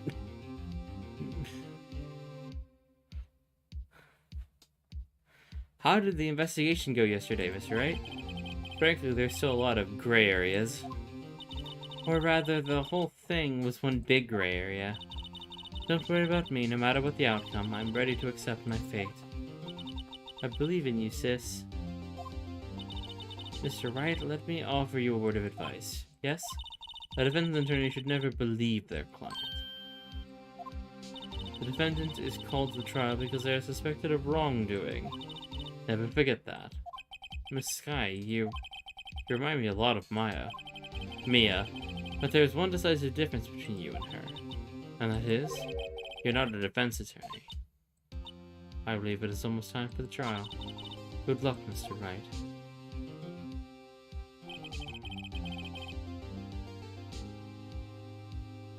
Is my place nighttime or daytime? It's like 3 o'clock in the morning, so technically it's still night, I'd say. No one's going to bail me out this time. I'll be alone in there, so I have to discover the truth all by myself. No more Deus Ex Machinas. Let's do it, right? I'll be with you the whole time.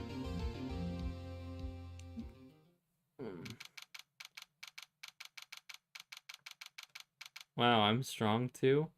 I work nights, so it's not really that big of a deal. Court is now in session for the trial of Miss Lana Sky. The defense is ready, Your Honor. The prosecution has been ready for a while, Your Honor. Edgeworth. It's been 2 months, but I haven't been in a courtroom since his trial.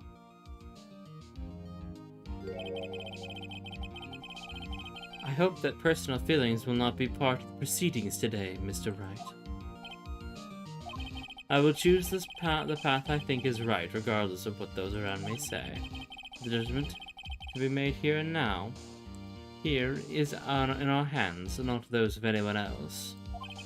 Very well, Mr. Edgeworth. Your opening statement, please. Chief Prosecutor Lana Sky has committed an unpardonable crime. Not only this, but she was rash enough to commit it in the prosecutor's office lot. Wow, he's much more forceful in person. We're gonna go buy some breakfast? Alright.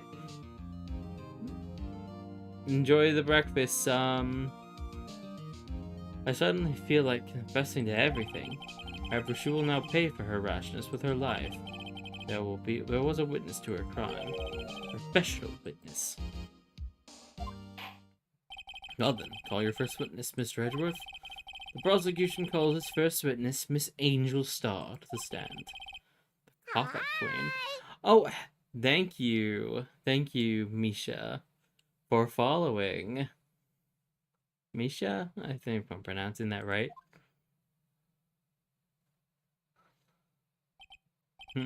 Haven't I seen you somewhere? You ordered the caviar lunch, right? Oh, caviar. I've never even caviar before. The judge is really wolfing it down. And for you, I have a fiesta bowl. Thanks. Will the witness state her name and profession? And you, sir? Did you order the fingerprint lunchbox? It is too early for lunch. Your name and profession, please. Well, Your Honor, how does it taste? So this is why everyone raves about caviar. It's so tasty it hurts. I always thought caviar would taste like pickled tapioca. What the heck does pickled tapioca taste like? Name, profession, now. Me, the name is Angel Star. Don't go forgetting it. And I find myself running Lunchland these days. Is that what you wanted me to say, Mr. Edgeworth? Very well, witness. Please describe the incident to us. Prosecution will wait. I'm not finished eating. Hurry it up. Very well, Mr. Edgeworth. As you know, we usually call on police to provide a description of the crime. Your Honor, as Mr. Edgeworth has said to the court, I am a professional. What exactly does that mean? Until 2 years ago, Miss Angel Star was a special investigator with the police. She was a first-rate homicide detective. What? Star was a detective? I know who you are. Cough up Queen Angel Star, Your Honor. Long time no see. But very well, you may continue with the description, Star. Who is this lady? If I might have the court's attention over here. The parking lot at the prosecutor's office is divided into 2 blocks. A block for the prosecutor's office personnel, and B block for visitors and clients. A chain divider separates the 2 blocks. I suppose those keep visitors from taking up prosecutor's spaces, yes? The crime took place by a car in the back of A block, and the car's trunk. The killer stabbed the victim with his knife and went to drive the body out. Unfortunately for her, there was a witness and an arrest made on the spot. And who was valiant witness? Why, it was me, Your Honor. Parking lot poor fans added to the court record. Witness, did you see the very moment of the crime? Of course, Your Honor. Immediately after that, I apprehended the chief prosecutor. It seems rather cut and dry, doesn't it? Well, Mr. Wright? I can't agree on principle, Your Honor. It seems that some poor losers are unwilling to accept the truth, Your Honor. So I proceed to crush what little hope they have remaining. If you can, then give them your worst, Miss Star. Wait, are they talking about me? Witness account. Somehow I always knew a day like this would come. It was on my way to deliver the lunchbox to my boyfriend. When I sensed something, perhaps it was my finely honed detective's intuition at work. Get crushed, I guess. Through the wire fence, I saw the chief prosecutor standing next to the garish car. The chief prosecutor was holding a knife in her right hand. Then she thrust the pointy tip of the knife into Detective Goodman's chest. Bringing a lunchbox to your boyfriend, how touching. As you can see, there's no room for doubt. The key point of your testimony seems to be nothing other than the point of the knife which you saw being stabbed into Detective Goodman. So, how does it feel to be so utterly crushed? I'm still thinking about that. It's merely a flesh wound, Mr. Wright. Very well, Mr. Wright. You may cross-examine the witness. Oh god, here we go.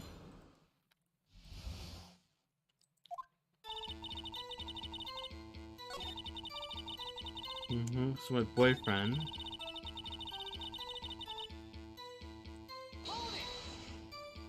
You sensed something? So you're saying you had premonition of the murder. It felt like, how would you say? Oh yes. It was like that feeling you get when you view a pumpkin chock full of seeds. I have no idea what that means. Speaking of, on a detective's intuition, wasn't the victim Mr. Bruce Goodman also a detective? Yes, well, he was like a young cheese. A young cheese? A pale white cheese not yet tangy, with experience on the streets of Greenhorn. It must be hard.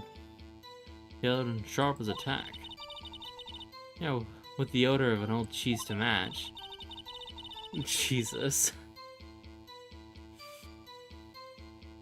Mad at the child, yeah. I felt something stirring in the back of my mind.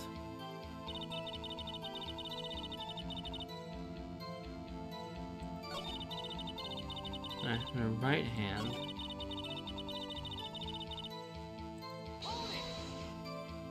Tell the court why you didn't try to stop the crime. You did see her raise the knife to strike, too.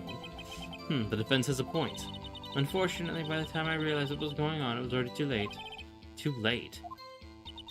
Yes, the next moment, the chief prosecutor brought down the murder weapon. See. Only a flesh wound, Mr. Wright. We can make it. You said that before. Anything else? Scientifically speaking, Miss Starr's testimony is flawless. Sounds pretty fatal to me. Is my sister guilty? Let's just keep our heads cool and press the witness a bit, shall we? For some reason, having her panicking next to me makes me calmer. Don't smile like that. Hold on.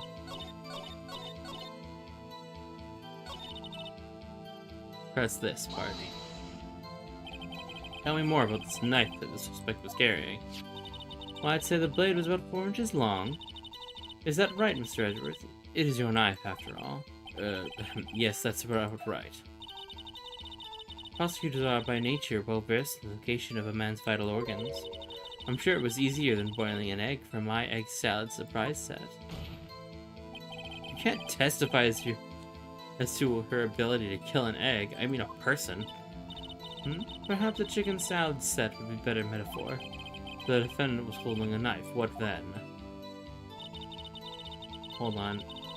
Trying to figure this out. By Garish's car, you mean? Mr. Edgeworth's car, yes. Mr. Edgeworth's? Incidentally, the knife with which the victim was stabbed was also Mr. Edgeworth's, wasn't it? Indeed it was. What an odd case this is. And the person you saw, are you sure it was the defendant? I saw her from no further than 30 feet away. I'm certain it was her. If she's telling the truth, we're doomed. Let's just do what we can, even if we don't have any proof. We can always nitpick.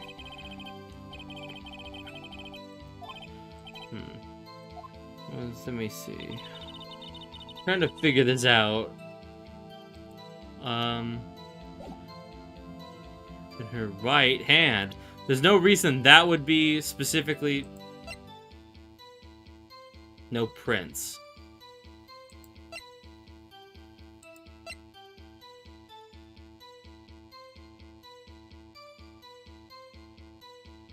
Within an hour and a half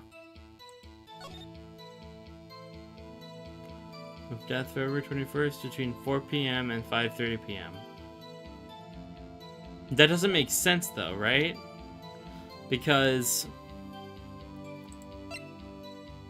Edgeworth got there 3 minutes and he died within between 4 and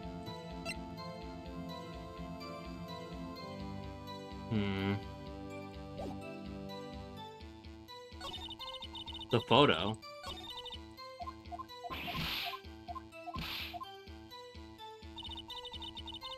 Hold on. Let me see.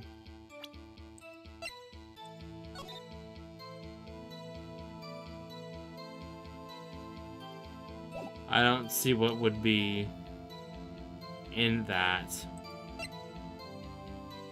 I made a call to her sister at 5:18 on the day of the murder. That doesn't... Trying to figure out how this lines up.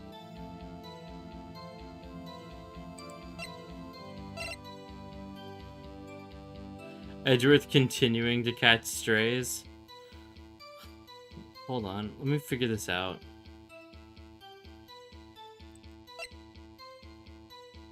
There's no specific time. What to present on where.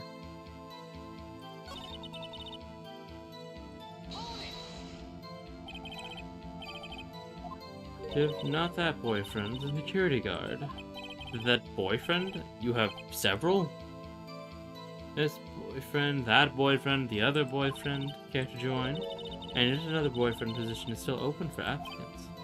I'll stick with the lunches, thanks. Good, had to think before replying. In the lots, in the room A block. The second floor, so you can see everything from there. The room with a security sign. You bring your lunchboxes by car. Since I'm visitor now, I parked in the B block. So she was in B block when she witnessed the crime.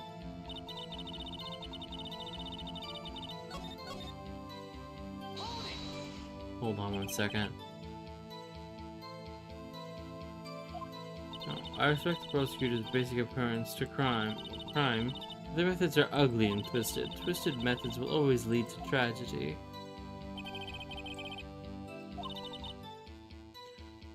Inconvenient evidence of their whim. Killing off the detective that knew too much is merely an extension of that. Miss Stark, do you have anything personal against prosecutors? I felt that I found my dream job when I became an investigator. If I hadn't been laid off by those prosecutors over there, I'd still be one. Laid off, she was fired. Prosecutors are nothing more than worms. That said, I am a pro, as you know. My testimony is unbiased and flawless. I continue. Alright.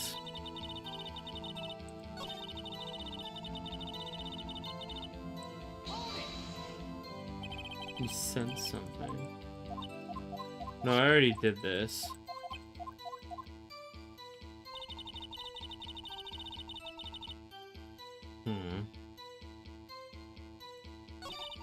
Hello, what's I'm trying to figure this out.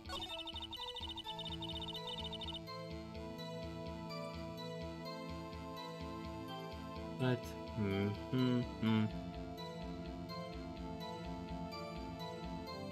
Let me see. So...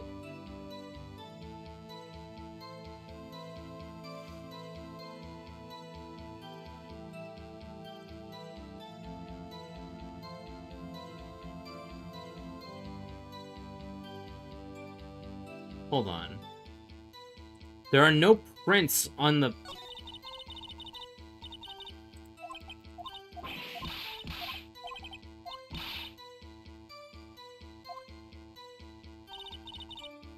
Okay, so... Hold on. Let me present the knife on the last one, because I think there's no prints on the knife. I'm gonna present the knife on this one. This statement contradicts this evidence. It does? I don't see anything contradictory. Really, objection overruled. Try to think before you fuck. Fuck! Didn't go well. No, I want to figure this out on my own. I don't want to fucking... The only reason I... Okay, hold on. I'm gonna save.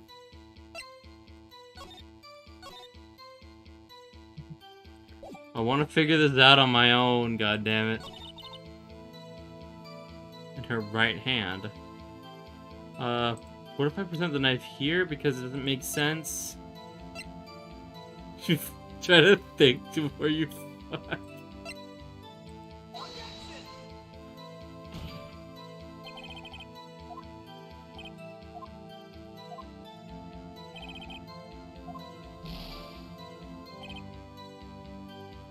track. So many takeaways from this stream. God damn it. Hold a knife in her right hand.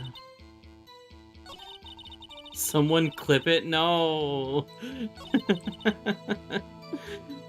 You gotta think before you fuck. Alright, hold on.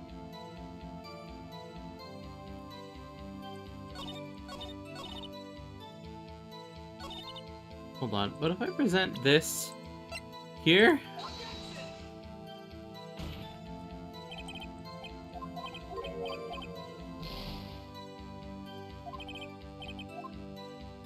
Hold on. I'm gonna load again.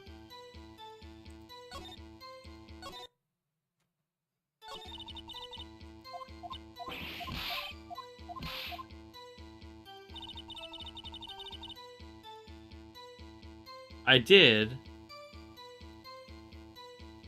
press on everything. I'm on my way to deliver a lunchbox to my boyfriend. Wire. A garish car, putting a knife right through the detective's chest.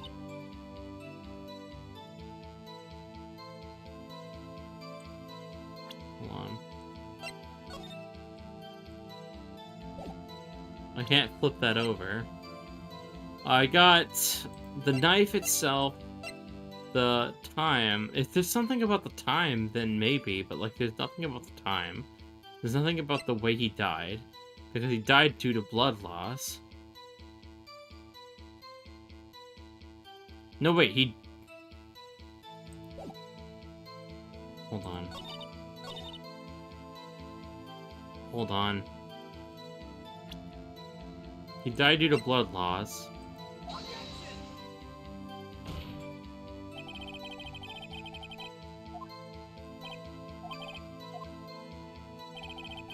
Damn it. I'm on the wrong track.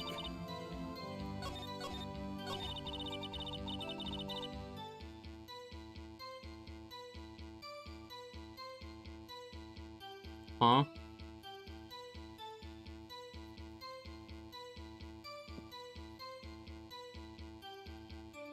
What the heck are you...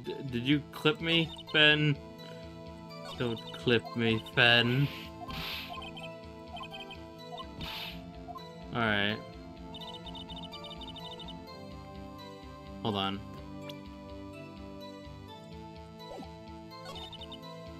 Let's talk to my boyfriend.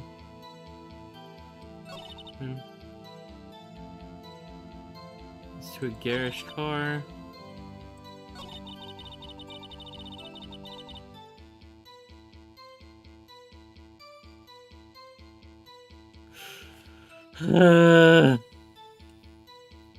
Really inspired clip. God damn it. Alright, hold on.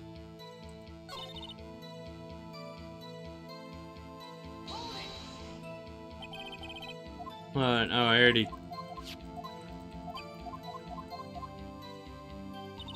Is this one of those things where I have to press a bunch and then something happens?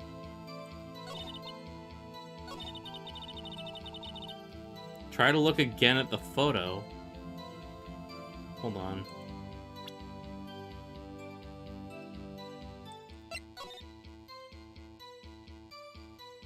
There's a security room. There's a car here. There's a couple cars here. And a security room.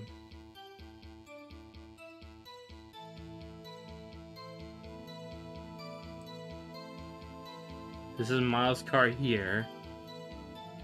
And this is her over here. This is her car, I think. But she could have seen it through here.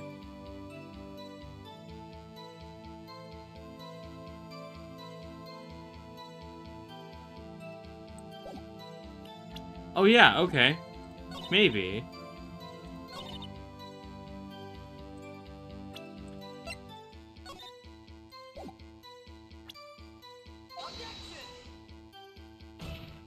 Nope, the music didn't stop. That's not it.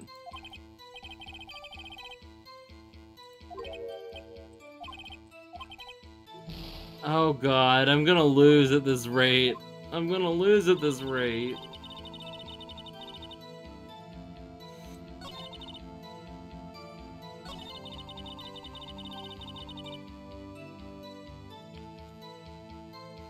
Alright.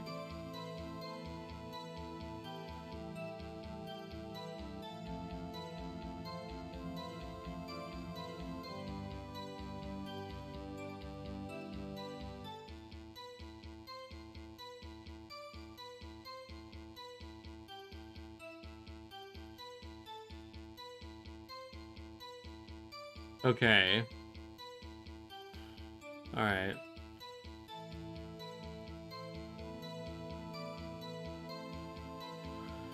Okay.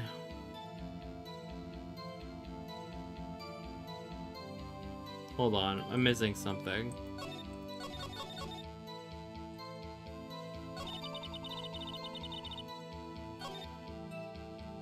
You come, press that. Press. Here is she, man. Edgeworth's car. Mr. Edgeworth's car? Yes. Yes, it was.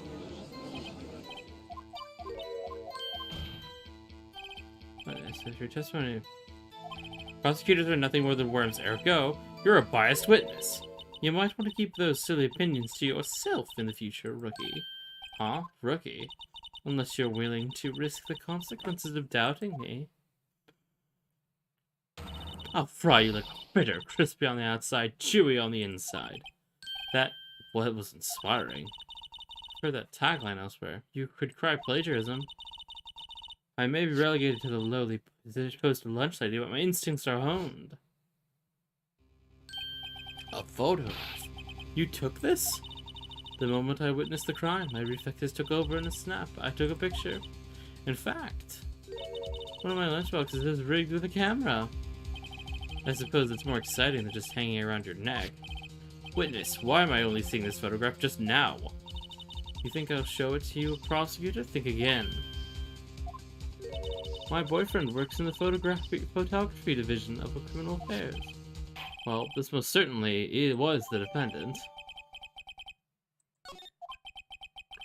This unmistakable Lana Sky. So what was the defendant doing at the time? Knife in her right hand. Hold on.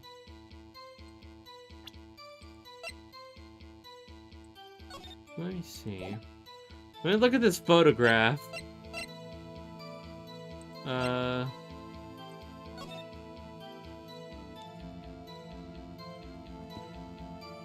She's not holding the knife.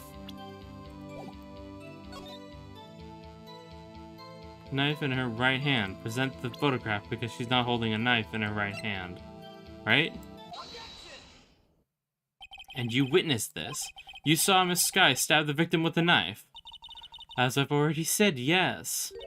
I swear on my finest salmon swirl lunch. I'm sure that's a fine lunch. But isn't that odd? Look at this photograph. This is the photograph you took the very moment of the crime, is it not? Then why is Miss Sky not holding a knife? Ahem. Mr. Edgeworth, your thoughts? Objection. That had to be the weakest objection ever, Edgeworth. Yes, it was still stronger than your ever feeble mind, Mr. Wright. What do you mean, Mr. Edgeworth? This photograph was not taken the moment before the stabbing. It was taken the moment after the stabbing. And how can you tell that?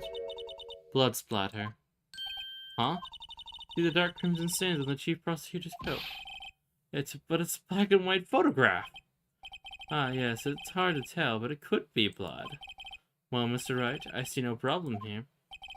No problem, except you. Wait, are you going to just sit there and take that kind of abuse? Or, you got a better idea? Objection! Wait, that contradicts what the witness said in her testimony. Namely, that she took the picture the moment she witnessed the crime. But it seems I was slightly unclear. My apologies. That's it? If you run out of lunch, your order seconds. Lunch, your order seconds. Problem solved. If you don't like it, try ordering the jumbo-sized lunch from the get-go. Good advice. I'm not sure I understood it, but good advice. I didn't have time to stop her. The prosecutor's guy was cold calculating, like a robot. She killed without pain or remorse. It was a premeditated murder. Premeditated? How do you know? Look at the chief prosecutor's hands in the photograph. Well, what are those? Gloves? Surgical gloves made of thin rubber, most likely. Why would you have those on? It was not premeditated. She would not be wearing those gloves. Warg! These gloves do seem to tell a tale of premeditation. Premeditated murder, a serious offense. Witness, add this to your testimony. Rubber gloves prove it. I don't believe it.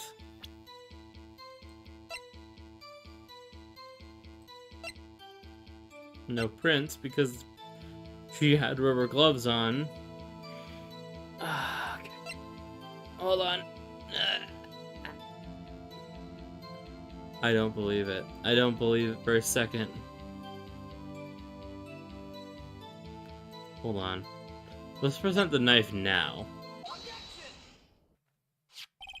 Witness, do you know what this is? Are you trying to test me? I sell lunchboxes for a living, you know. That's a knife. The knife. The knife that was in Mr. Edgeworth's trunk. Indeed, it is my knife. What's with this case? The bloody murder weapon, a red car. And Mr. Edgeworth, the defendant is the chief prosecutor for the district, right? Mommy, are prosecutors bad people? The defense has a request. We ask that the witness provide an accurate testimony. What's that, rookie? In your testimony, you stated that Lana Skye planned the murder. And that's why she was wearing the special gloves. Seems like a natural conclusion to me. The gloves do indicate planning. However, why would she not also prepare the most important thing, the murder weapon? Oh. The knife just happened to be in the trunk of that car. Ladies and gentlemen, if you're going to plan a murder, you don't forget the weapon. Why? Order. Great, now the tide is turning in our favor. Good show, Mr. Wright. My sister's as good as free. Right. I believe the next lunch you'll be eating is humble pie. What? I hope you weren't deluding yourself into thinking the tide has turned. Not over such trifling detail. But this shoots a hole in the whole premeditated theory. Bah! The prosecution could care less if it was premeditated or not. The only one who seems to care is that lunch lady over there. The defendant, Lana Skye, murdered a detective with a knife. That is the only thing the prosecution need to prove, nothing else. Very good, Mr. Prosecutor. I suppose you think you're clever now. But you know as well as I do that she planned on killing him. It was planned. If it wasn't, why would she have been wearing... I believe I'd like to hear your testimony again. Witness, please tell us only what you saw, not what you thought. How dare you? My powers of deduction are not to be underestimated. Really, now. Angel's deduction. Intended to murder Detective Goodman. That's why she called the victim all the way to the prosecutor's office.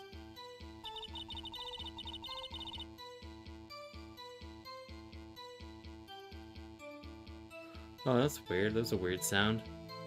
Anyway, I'm sure the chief prosecutor has had a grudge against the victim. Nothing else could drive that human machine to plunge a knife in again and again. The victim was summoned from the police department to the prosecutor's office. It does sound a lot like premeditation, doesn't it? So, if I ordered a pizza, does that mean I'm planning to kill the delivery boy? In any case, the defense may now cross-examine the witness. Oh, you know what I think may have happened? Maybe she was attacked.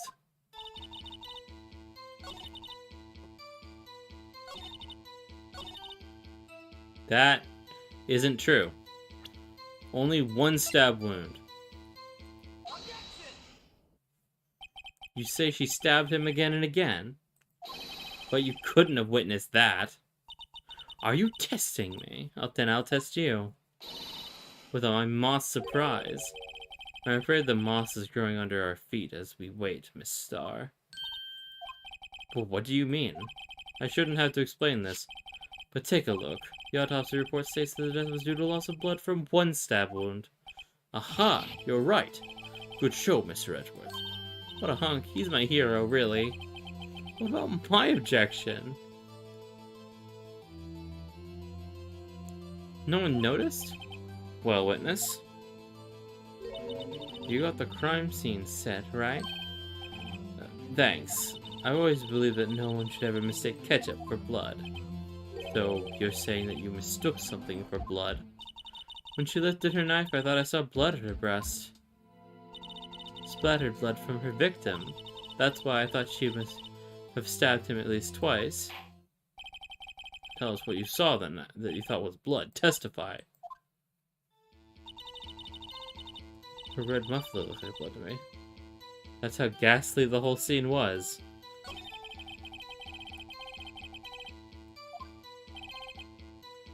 It really set her off. Literally caught her ass lacking.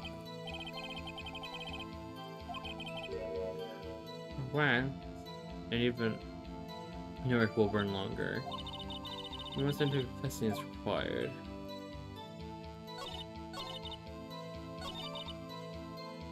Alright, hold on.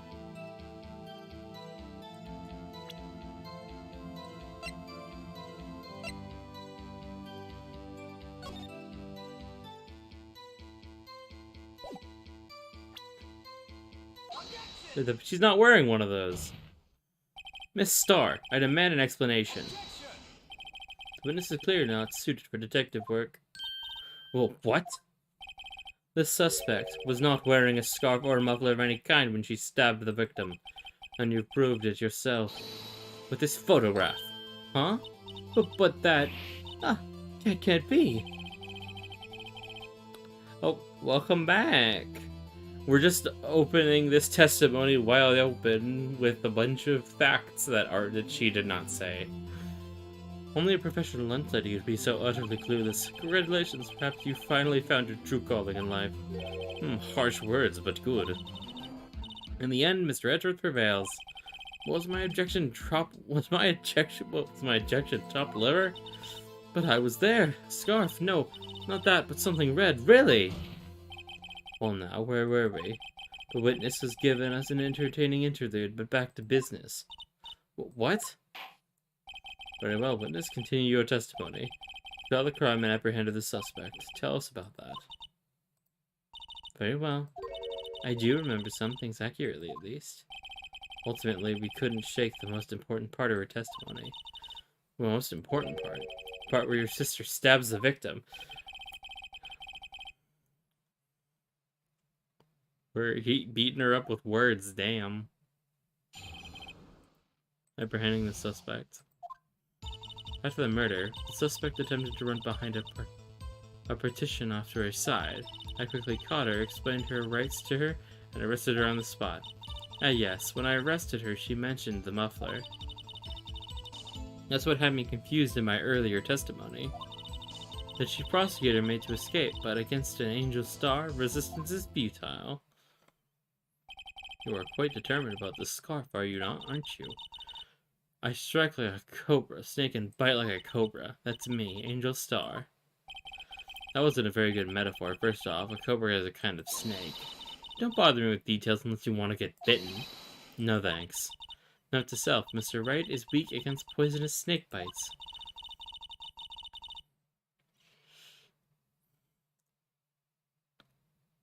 It just wasn't there at all. Yeah, there was no security guard. That's kind of weird, isn't it? Knocked my hands aside, kicked over an oil drum.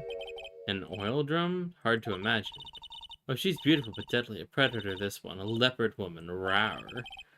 Very well, Mr. Wright. Your cross-examination, if you will. Okay.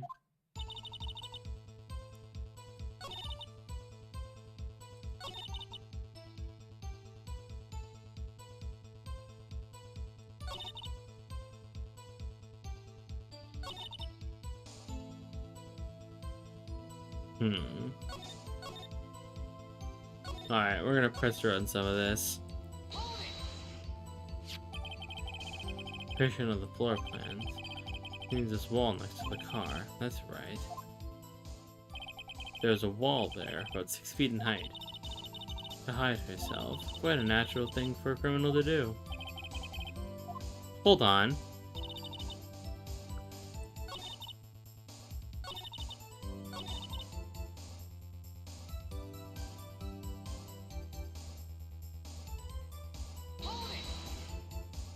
She made to escape. Can you be more specific? Grabbed my hand and ran. She was in terrible sight too. With blood on a pate foie gras. Huh? Picked over an oil drum at me. An oil drum? Oil drum lying on the side of the scene of the crime. But it's strange. What's that? If she wanted to escape, why didn't she run the other way? The other... Parking lot entrance. That's right. It doesn't make sense that she would run behind a partition of her oil drums. Excellent. More mysteries. Realize you know her boyfriend not doing anything during his time in the murder, and she's there. He was waiting for lunch? Oh, yeah. But she didn't do it. You have to believe me.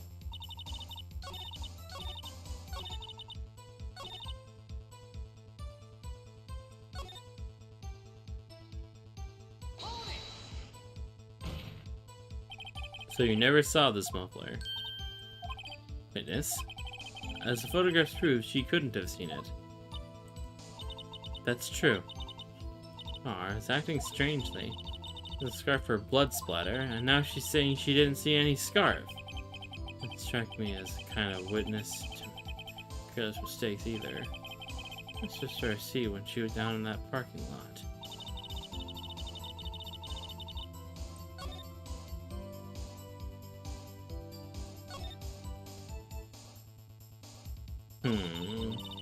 Okay.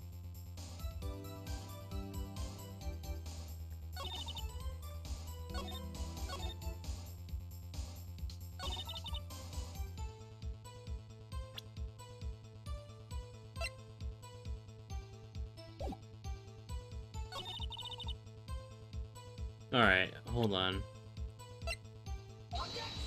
No, I did it wrong. Just the, yeah, okay. I'm blowing it. Alright, hold on.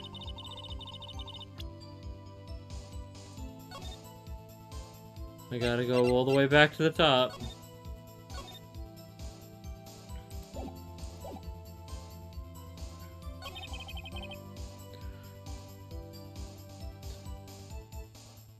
My client has committed the murder. Okay.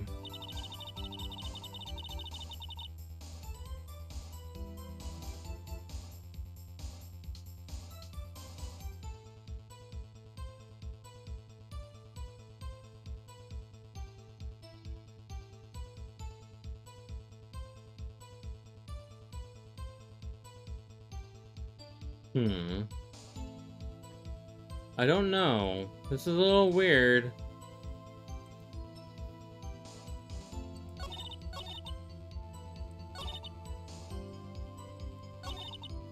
Hold on. So the muffler. What did she say about the muffler again? Anyway, testament. Cheeky. Anyway, all I heard was the word muffler. Was that just one word? So you heard wasn't the suspect talking to you, it's something else? The prosecutor was talking on her phone. Her phone? That can't mean... By phone, do you mean the cell phone discovered at the crime scene? Ultimately, my memory... It's like a salmon heading upstream, you see. No, the court doesn't see Miss Starr. She only did it for shits and giggles, exactly. The prosecutor first attempted to use the phone hanging on the wall. On the wall? That's right. Near the car, there was an emergency phone on the wall. Apparently it was out of order. And she used her cell phone? Her phone was out of order that day. Oh, good witnessing, witness. Good witnessing? Whatever happened to good testifying? Just add that to your testimony.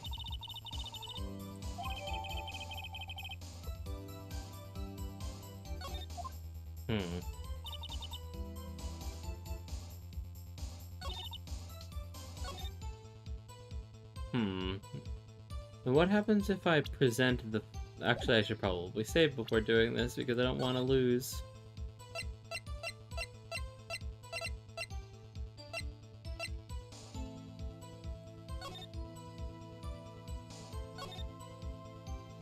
Alright.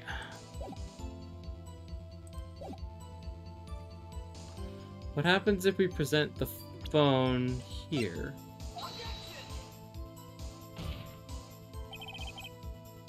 Oh, no.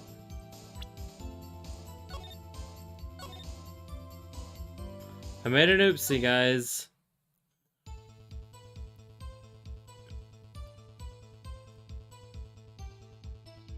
I made an oopsie. Hold on, let me see.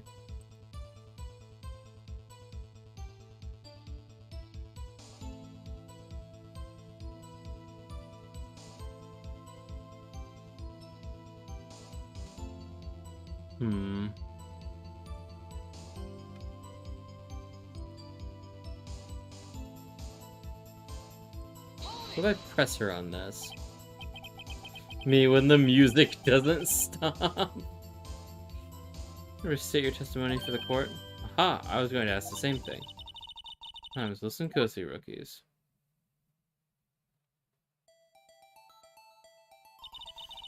You stabbed the victim and ran behind the partition. The emergency phone on the wall, but it was out of order. She pulled out her own cell phone out of her pocket. And during that time, you climbed over the chain link fence. Boldly grabbed her arm, and she hung up her phone. Saw her doing this. What is it, Mr. Wright?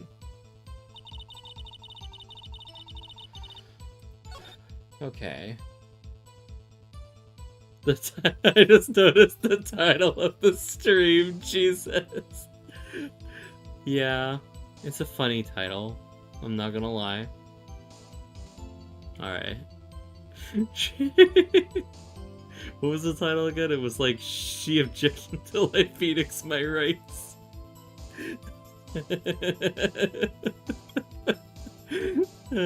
Okay. Hold on. I gotta figure this out. But had to use a cell phone instead. Okay. Let me see here.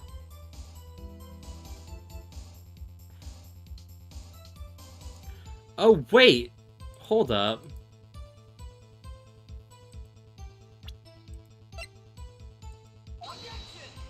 No, that didn't do it. Hold on. That didn't do it. She objected to I Phoenix my rights. Alright, let me just analyze this one more time. So she goes over to the telephone. Rings, but it's out of order. Calls from phone. She climbs over the fence and gets apprehended.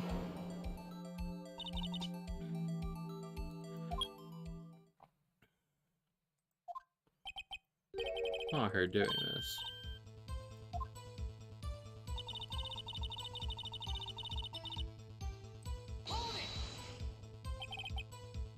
More specific.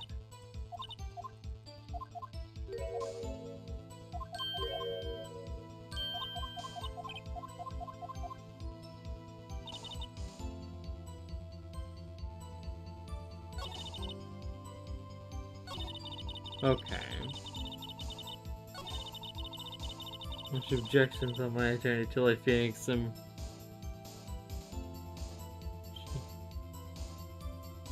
Climbing. I'm just trying to figure this out.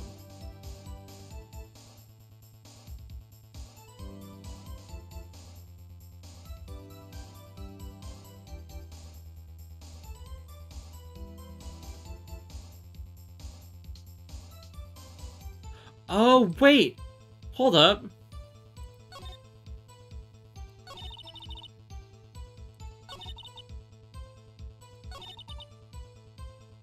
Wait a minute, hold on.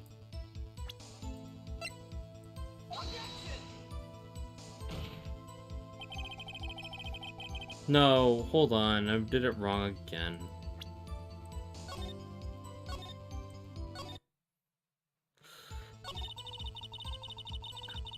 She just got on a car and jumped over. Hold on, I'm trying to figure this out.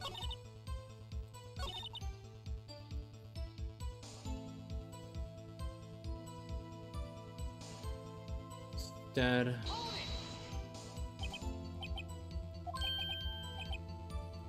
Alright, so let me just see this one more time. So she goes over here. Right behind the partition. She picked up the phone and was out of order. So she pulled out her own phone. But she would not have been able to see it from there if she was there, because the partition is right here.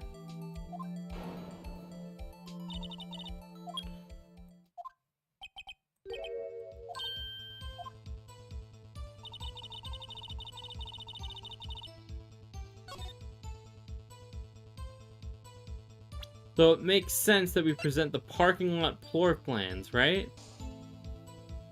I'm not dumb, right? That doesn't...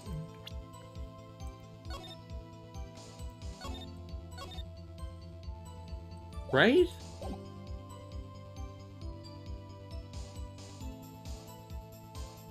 Hold on, let me present this.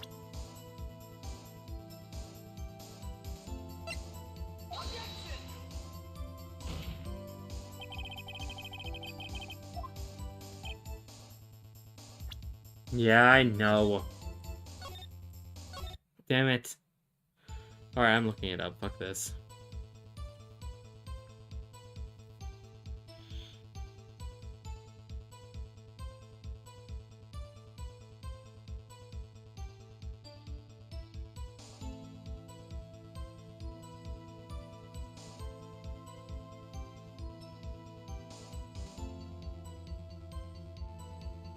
Bum, bum, bum. Okay. Bum.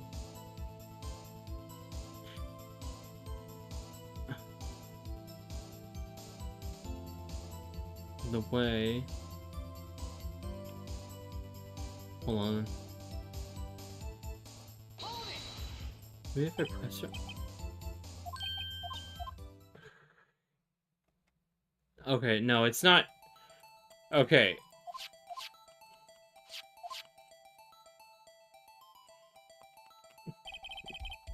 Okay, yeah, we've already seen this.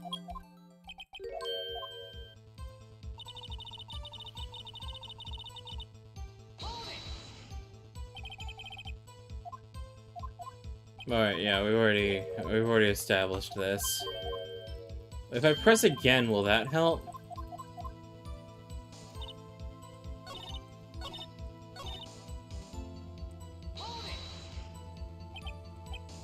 No, that's not gonna help. It's just gonna show the same thing over and over again. I did, though! I presented it on this one before. Right? I presented the parking lot floor plans on this one before. Right? No, see, I did!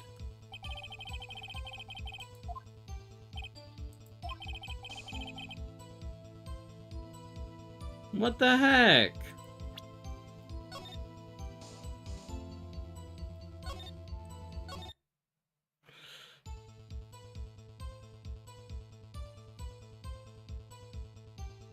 I saw it all, how she tried to use the phone on the wall, but instead had to use a cell phone that she couldn't have. Am I ahead of this case? My fucking god, my brain hurts.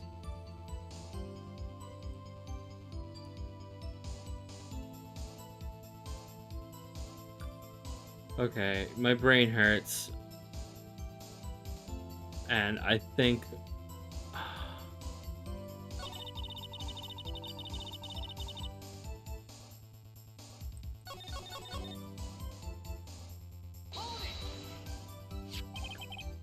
position of the floor plan.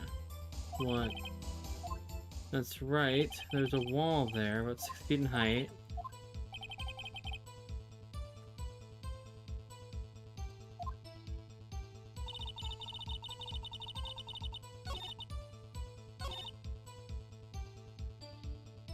And then present?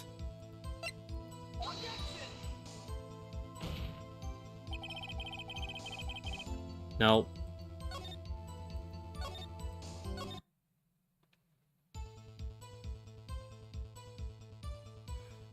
Press her on the first and third statements. Okay.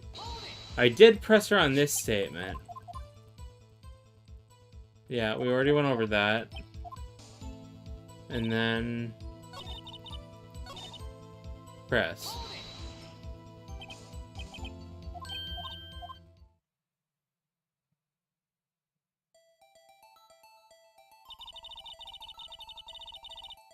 Press her on the second and third too? Why do I gotta press her so much? This is obvious, right? That's the fourth, right? No, it's not. It's the third. Alright, this is the first statement. This is the second statement. Hold on. I said I was 30 feet away from her the whole time. Press her. This one on the floor plans, just to be safe. Part was this is parked in block B block, so you witnessed murder from here. About 30 feet from the car, yes? Is that correct, Miss Star? That's right. But there was a chain link fence in front of you. I went over it, of course. Amazing! The cough of Queen Lunch Lady Athlete, indeed. It took a little time to climb over the fence, so she couldn't have gotten to my sister that fast. That fence was about 9 feet high, too. How did Miss Sky not get away?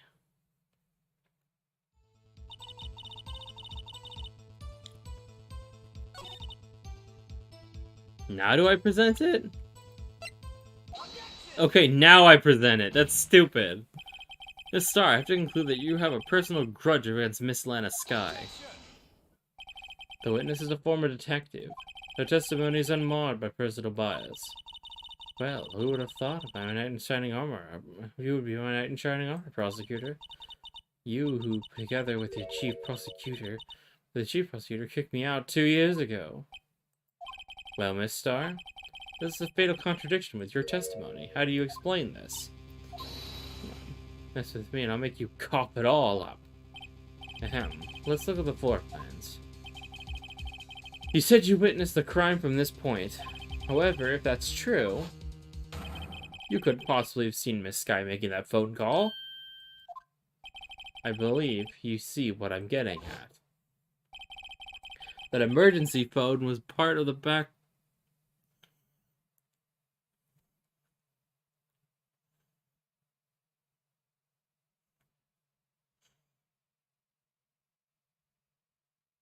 Every statement, goddamn. Alright, the emergency phone was on the back side of the partition. If indeed you were in B block, you couldn't have seen it. What? Ugh. Order, order. What is the meaning of this? It's simple, Your Honor. She's not coughing up lunch, she's coughing up lies. Grr. That's quite a claim, Mr. Wright. Perhaps you allow me a question. Tell us exactly what lie this witness has told of the court. Your counterattack begins. I can't afford to get this wrong.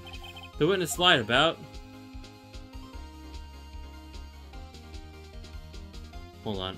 I'm gonna save. I'm gonna save out of fear. The order of events. She lied about the order of events. Miss Sky used that emergency phone before the murder. I see. I hadn't thought of that. Went out of her sails. And I hate to bother you while you're celebrating your victory, but why would anyone use the emergency phone before the murder? Huh? This one may think he can't sink any lower. He amazes us. I applaud you, Mr. Wright. The orange peel lunchbox, right? Hold on. Options. Load. Back. No, the wrong one. Fuck. It wasn't the order. What she saw. She lied about what she saw. In other words, you didn't see Mr. Sky using that emergency phone. Because it does seem hard to imagine how she could have. Very logical. What's the matter, Lunch Star? Can't get your lunchbox? Huh? Why would she say that your sister had tried to use the phone but failed? Doesn't make any sense. Why lie about something so insignificant? Dang, she's right. I mean, maybe she really didn't use the emergency phone. I see no room for doubt here. Oh, shit. Hold on.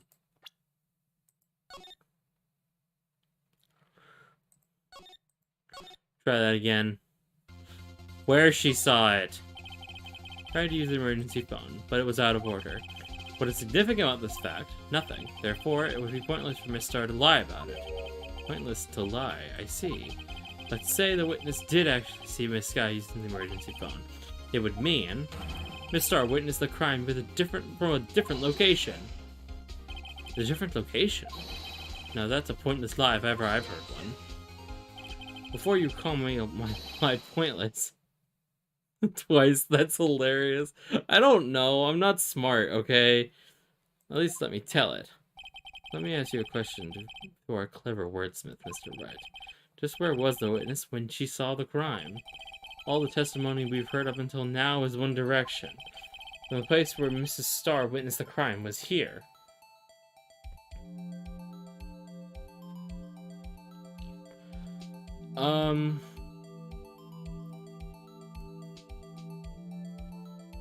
Hold on. Where would she be able to see the telephone and not here? Wait, did I get it wrong?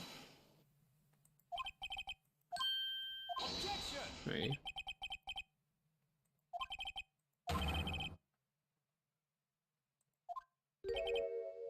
Oh, hold on. I got it wrong again, guys. I'm stink at this. Where she saw it.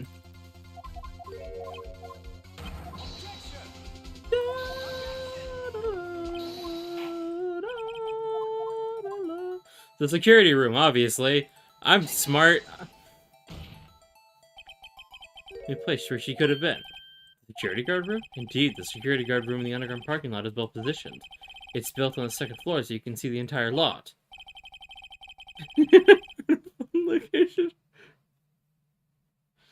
If you just guessed, you had a 1 in 3 chance.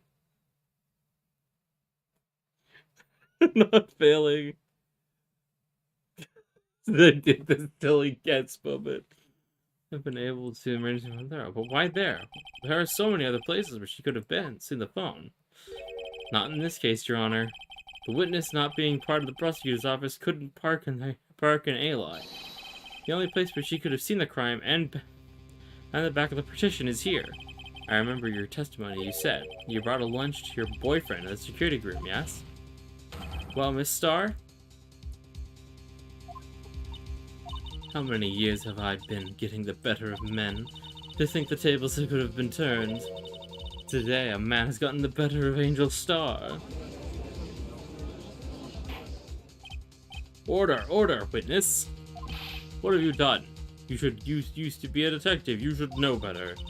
I'm not turning back. The guilty will be punished, and I will do what I must to make sure justice prevails. The guilty? Is she talking about Miss Sky? Mr. Wright, doesn't this strike you as odd? Why did Miss Star lie? It doesn't even make sense. Huh? She could have just said she saw the crime from the security guard station. That wouldn't change anything. Exactly. This photograph tells it all. It was a defendant who stabbed the victim. The truth still stands. It still stands? I disagree, Mr. Edgeworth. But what? If a witness found to be lying, they're guilty of perjury. She knows this. She wouldn't risk it without a good reason. So tell us what her reason was, Mr. Wright. Huh?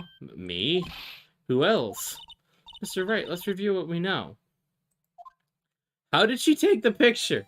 Yeah, that's a good question. How did she take the picture?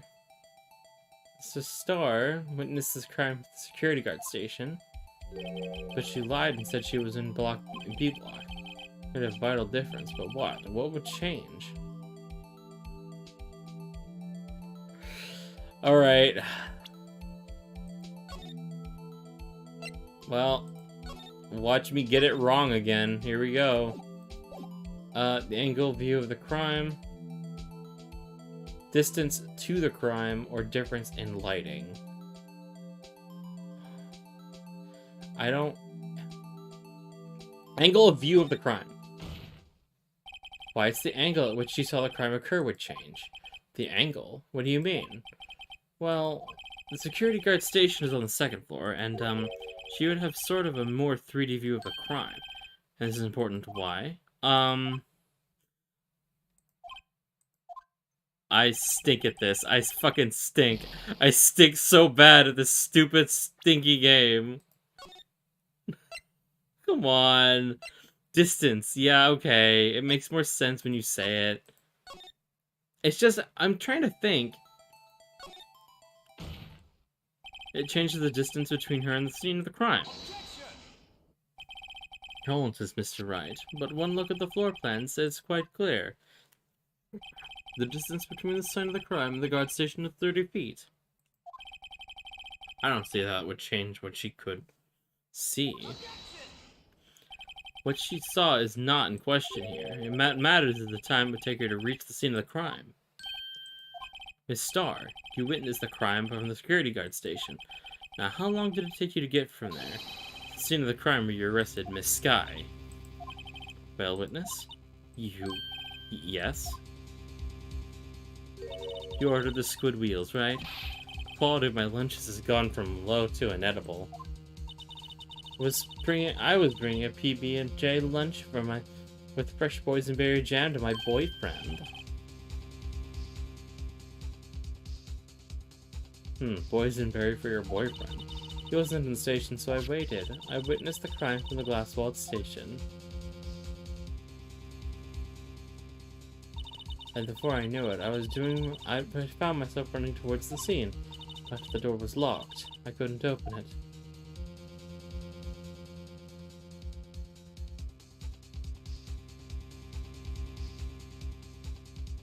Wait, huh? Parking in B block. That's quite a detour.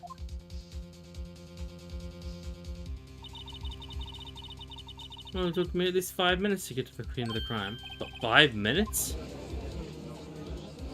This changes things considerably. Was that woman over there, the defendant's chair, who stabbed him? I know it. I have the photographic evidence. I swear it. I swear it. I'm the finest plastic spork. You have a point, and the spork is a wonderful invention. Would you like another caviar lunch? Absolutely. Uh-oh. Mr. Wright, you have to do something. To stop this? Raise an objection. 5 minutes between the witnessing of a murder and the arrest. Think about it. You could have made pasta in that amount of time. If you like it al dente. I've got lunchboxes that tie pasta into knots, rookie. A 5-minute blank. Isn't that strange? Strange. If you were a criminal, what would you do with 5 minutes, Your Honor? I guess I'd flee the scene.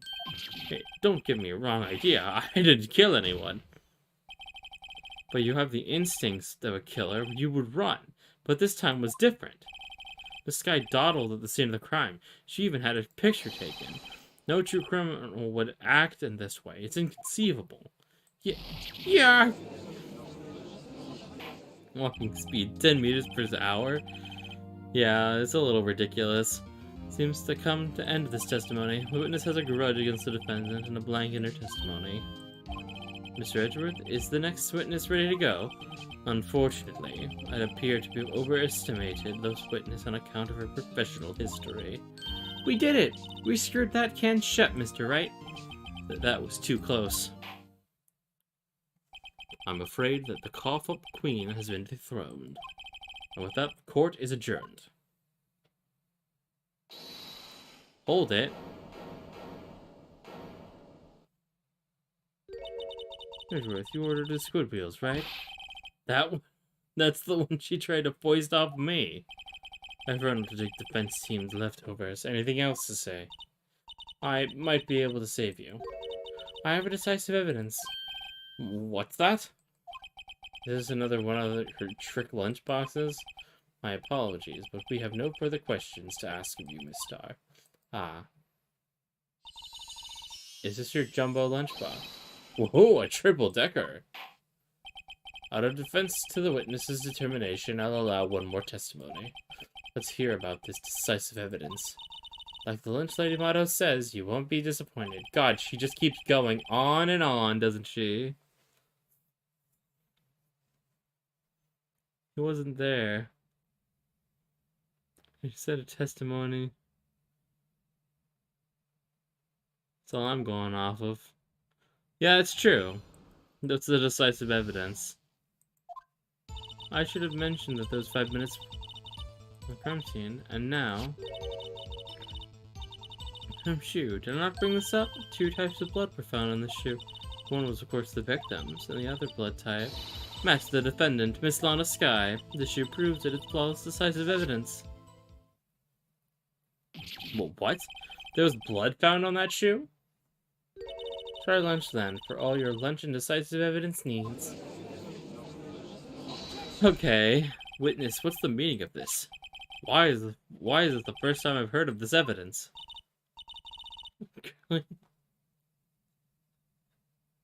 At the top, what the fuck? Yeah, like, what the fuck is wrong with this? This is crazy.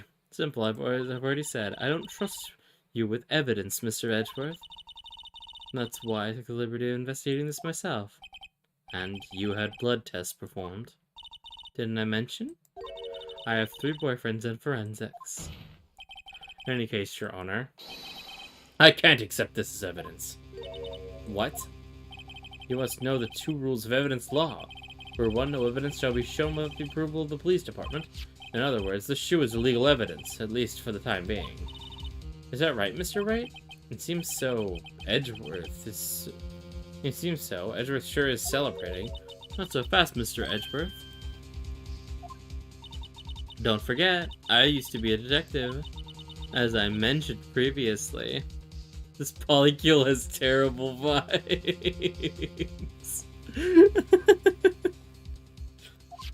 The shoe has already been tested by a member of the forensics department. As you can see, it was approved by the police department as of today. Even the general public can produce official evidence, Mr. Edgeworth. No, is that right, Mr. Wright? It seems so. Edgeworth was looking pretty sullen. You could at least study some evidence law, really. The prosecution's complaints notwithstanding, it appears this evidence satisfies the first rule of evidence law. However, it seems you have yet another count against you, witness. Anything to ensure that the guilty are properly judged. Mr. Wright, you may cross-examine the witness. I thought we were done. I was gonna end stream on this note.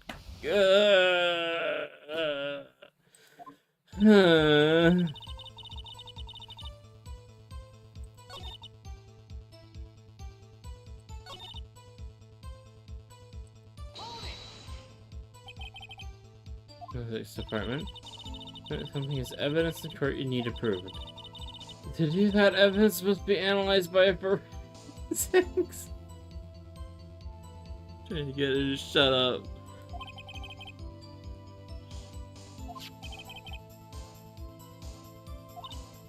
No, the man was stabbed after all. Dear Goodman, as I said, there were 2 types of blood found on the shoe.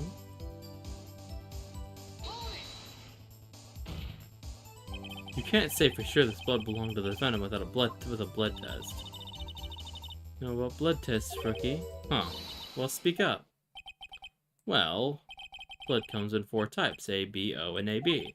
However, you can't tell from a blood test whether a murder was committed in cold blood. That's just a figure of speech, Mr. Wright. Actually, we can differentiate between millions of types with all the blood tests out there. Which means that we can more or less narrow down any sample of blood just down to one person. Or so I hear. That's pretty specific. DNA test results, but they said with very little doubt it could be anyone else but Miss Lana Skies.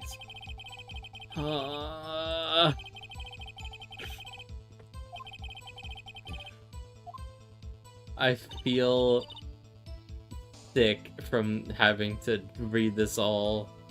I just want this fucking thing to end. Hold on, I'm just gonna...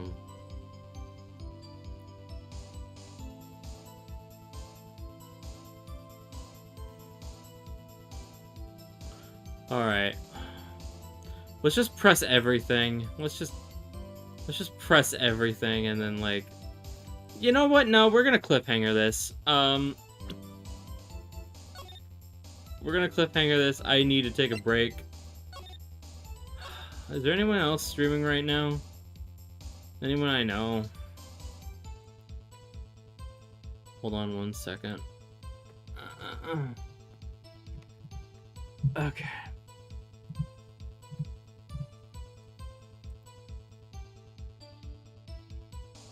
Is anyone else I know streaming?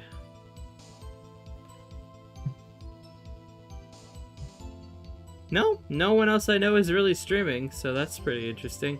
I think this is a perfect place to end it. Hold on one second. Did we save? Yeah, we saved. Okay. Well, this was fun, but I'm gonna end stream now. I'm gonna take a nap or something because I need a break after this. This was such a long and stressful trial game. Alright, I'll see you guys later. Have a good night. Oh, Connor's streaming? Hold on. Hold on, Connor's streaming. Hold on. I will... Let me see here. Let me see here. Me see here. Let see here. Dot dot dot. Alright, hold on.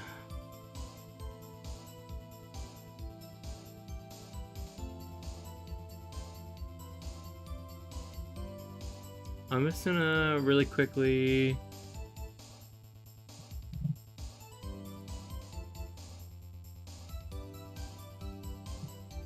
Just gonna really quickly...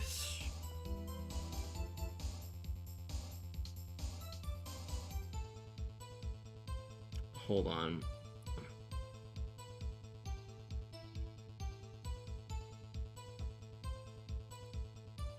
Give me a second.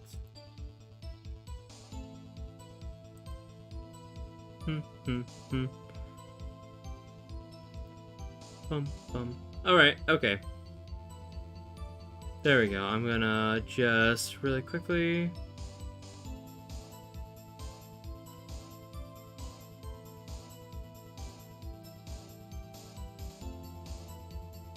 Double noise again. Blah. Alright. I'm just gonna quickly raid Connor because why not?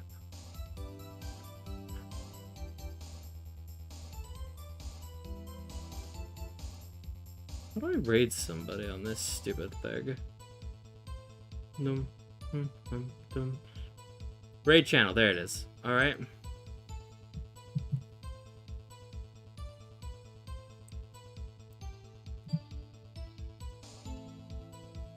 Alright, we're starting the raid. Here we go. See you guys later.